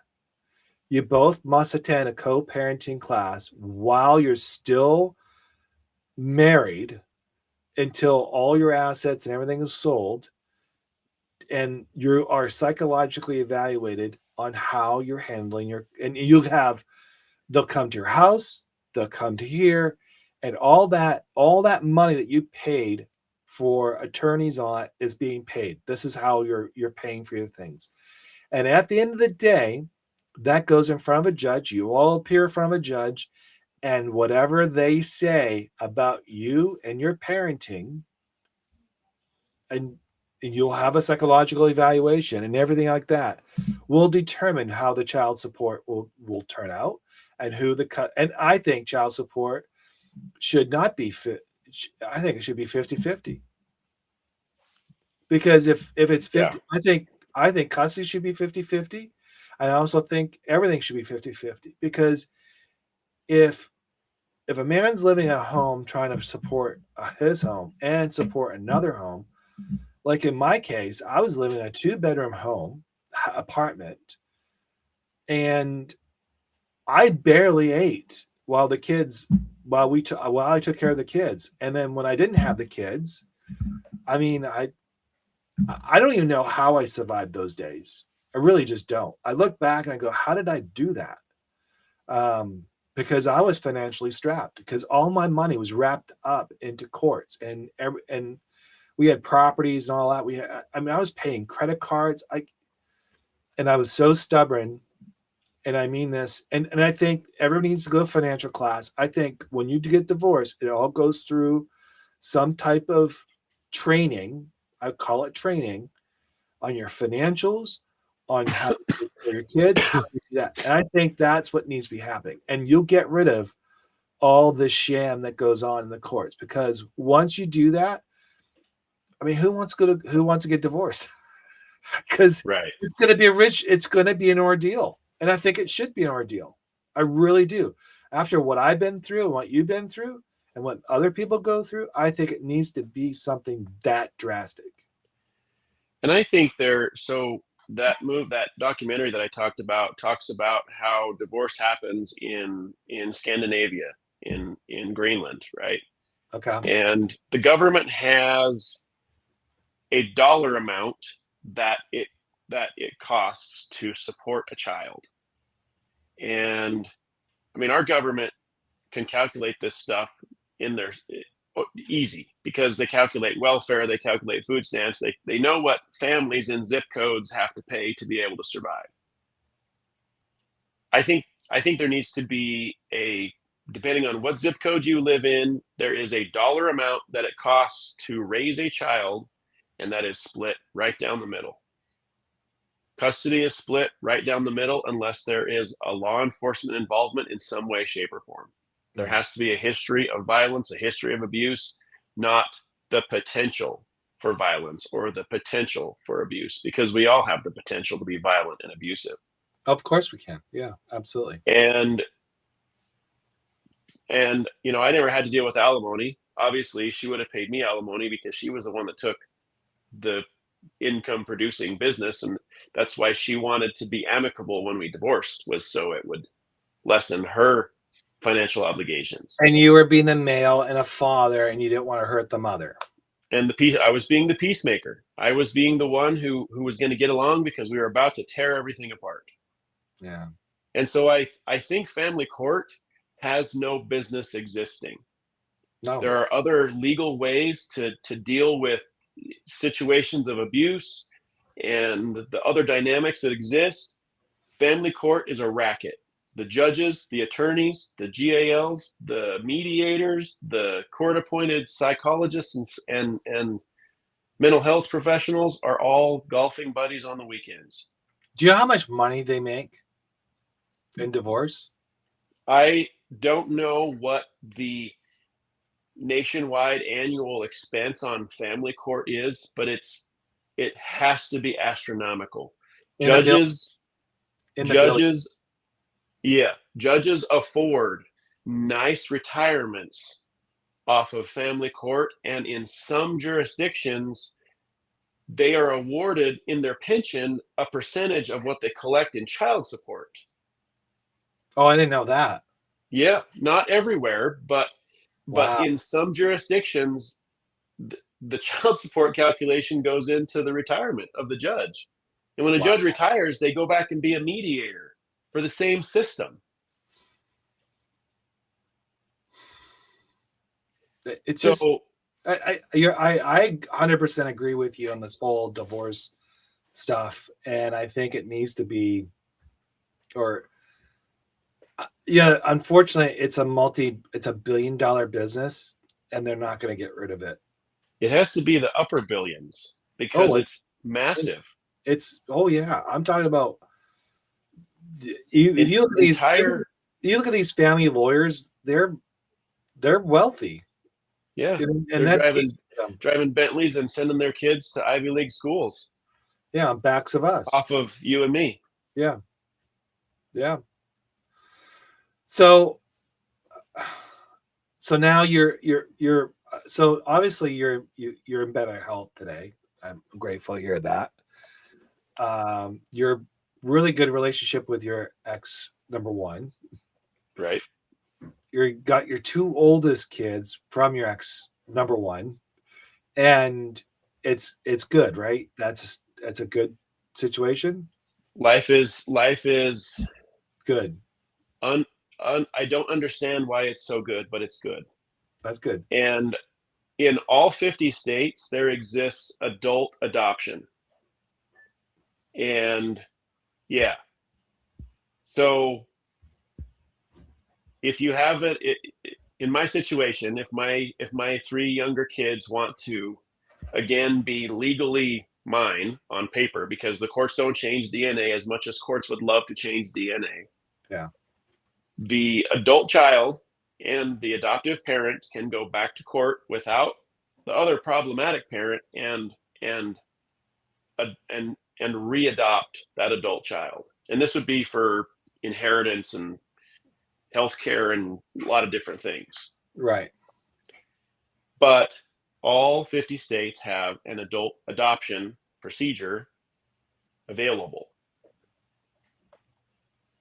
And wrap your head around that. Wow. So I guess in my view, this parent journey that I'm on is lifelong. It's not just the first 18 years and then I'm relieved. But I created children, and it's my obligation for my entire life to be a parent. And there might be a time period where I'm not. But my obligation is to be available as the parent when my offspring need me to be that. Right. And if they don't ever need it, I have to be okay with that. Right. If they don't ever need it, that's amazing, because that means that what I taught them in the time that I had with them helped them to be self-sufficient, and they don't need any of us. They're able to go out in the world and do it on their own and be rock stars. That's my hope. But my parenting journey apparently is different than some, because I'm going to have grandkids one day. Whether my middle daughter, who wants to hate me, wants to realize it or not, she's going to have kids one day, and I'm the biological grandfather. So, are you afraid that your legacy is okay? Are you afraid? I'm going to try how to phrase this. Are you in fear that they'll never get to know you?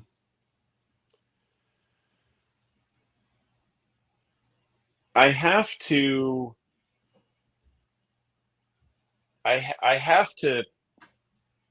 create a foundation for peace and happiness and success in my own existence that doesn't rely on the existence of my children.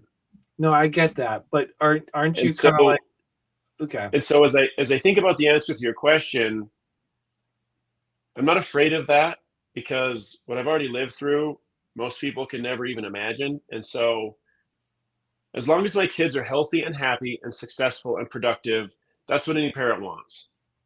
If for whatever reason they don't want to have a relationship with me, it will be because they still believe what their mother tells them. And it's probably better off they aren't around me anyways, because I have zero tolerance for any of that behavior. So But moving is that forward, but is that because why? Like, I'm trying to tie this back to your TikTok and what, because in from my case, my writings is a footprint or like my writings are for my children. I want them to understand that dad wasn't a bad person after all. That the stories that were told are not all true. So I have it written down. So if something happens to me, God forbid, they have a place to go to the depositories of my books and things like that where I hope they get a sense of who I was, not what they were told. Um, so I'm trying to tie this to your TikTok because you are blowing up on TikTok, like you are rocking it, and you're telling these stories, and they're wild. Like we just spent a good chunk of hours here, and they're getting like I was like, well, when do we stop, right? I thought I had stories, but my God, you have good ones too. You could write a whole book. Um, but is it because the TikTok is maybe a place, and maybe it's a subconscious thing where you just want to tell your story, so just in case someone wants to come by and listen to that, and hopefully they have answers to it? so if I only had 5 followers in my entire life and it was my 5 kids, that would be more than enough. My the younger generation is so tied to social media Mm. that if my story is on TikTok and Facebook and YouTube, there is no possible way that my kids won't run into it one day.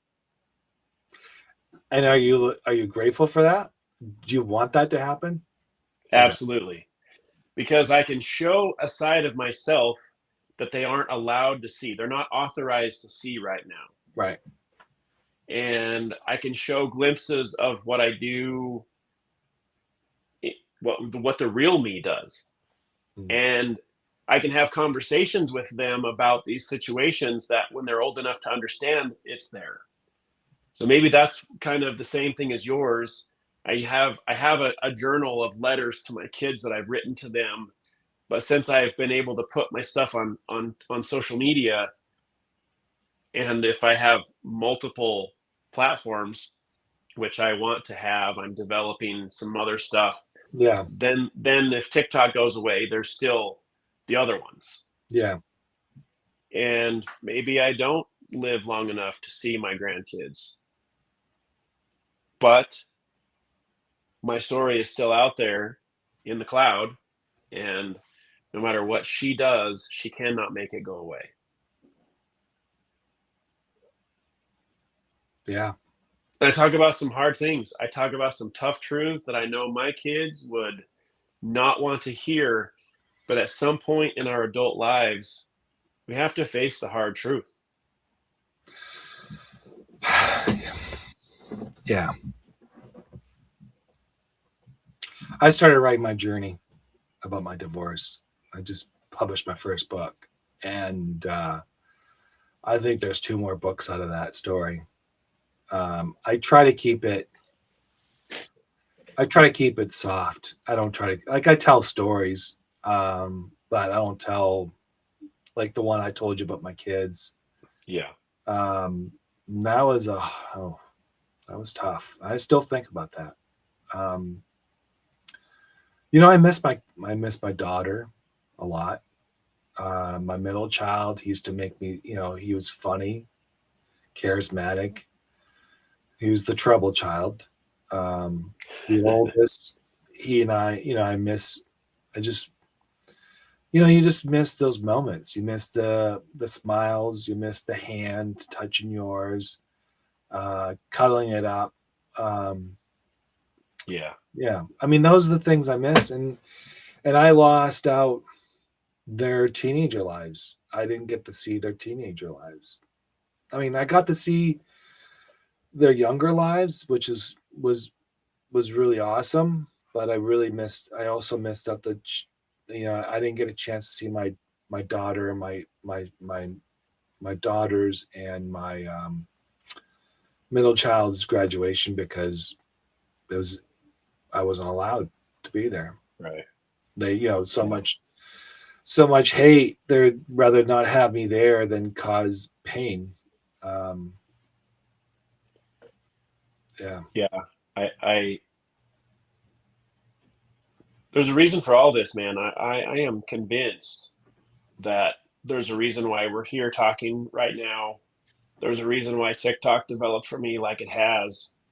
There's a reason why I lived a government conspiracy and why replacement dad is such a gullible buffoon. There's a reason for all of it. And I trust in a higher intelligence that's taking us someplace better than we ever could have imagined. And yet it's all different than we thought it would be. True. Yeah. Well, with that said, I think we should end it there. That'd be a good spot for us to end. Where can people find you? Right now, I have a TikTok page called Dad from a Distance. Sounds like I'm going to be starting a Facebook page with the same name. I have a YouTube channel with the same name. So Dad from a Distance. The YouTube channel has a very short list of content right now. I'm still trying to understand how those algorithms work. And that's what I've got for now. Okay. Well, so, I yeah. want to appreciate you coming on, and I want to thank all my listeners there, the ones, Amy Thomas, Juliana, who've been they've been there were some spots where you were saying some things and they were very encouraging of that. So, yeah. So hang tight there for a second and we'll just close it out. And I want to say thank you for all the audience there. Thank you for showing up. I appreciate it. And if you missed part of this, I will repost this and you'll get it here shortly. And in the meantime, thank you for joining, Justin. Appreciate it. Thank you. That was some serious hard truth there. All right. Give me a second. Hang on. Thank you, everybody.